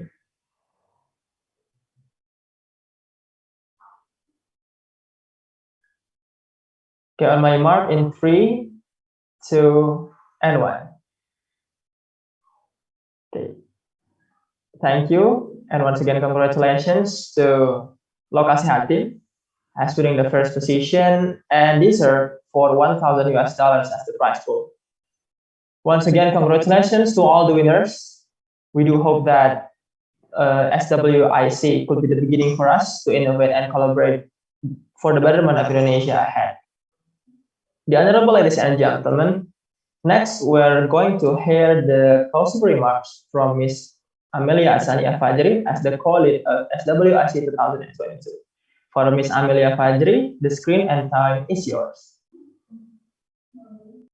Okay, first, hello and good afternoon, our amazing partners, judges, and all of our outstanding finalists and winners. I thank you for your enthusiasm and contribution in enlivening the Smart World Innovation Challenge 2022 as part of Team 20 Indonesia. Congratulations to all the winners. Keep growing and keep innovating. We'd love to see what we'll create in the future. And I, representing the SWIC team, say goodbye. But don't forget, there's still a photo session after this. So thank you, and back to MC. Thank you so much, Ms. Amelia Fajri, for the closing remarks. Let's give her best appreciation toward the Zoom and virtual appreciation. As what Ms. Fajri said before, we are going to have the documentation to all participants. So I kindly request to all participants for opening the camera and be ready to have the documentation. We're going to wait until 1:28 p.m. in 2 minutes for the preparation.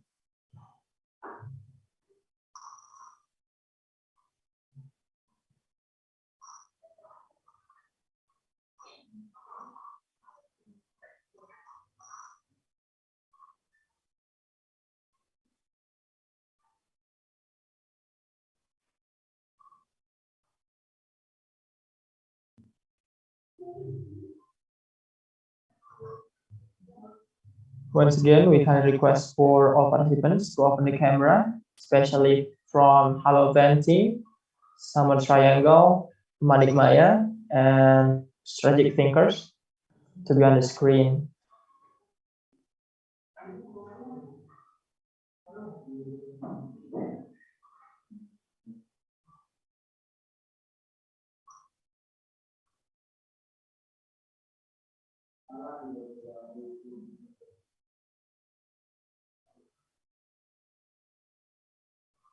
Okay, we still have 1 minute to wait for others to be prepared.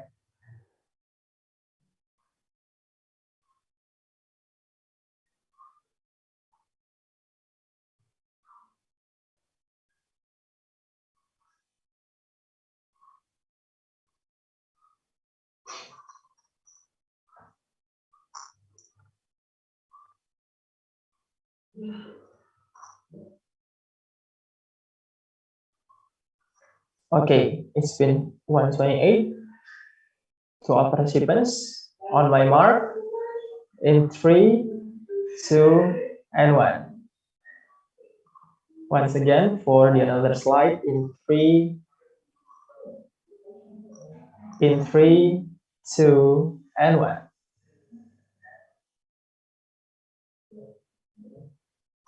Okay, thank you.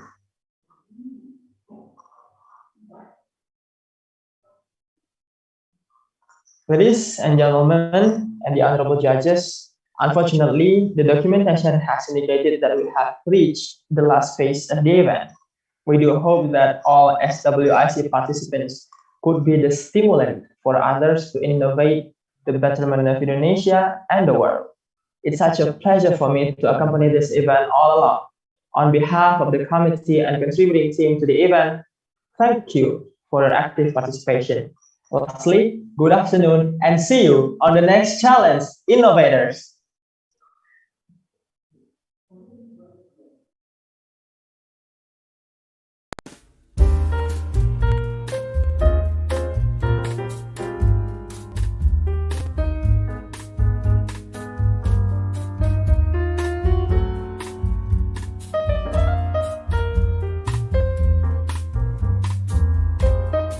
Recording stopped.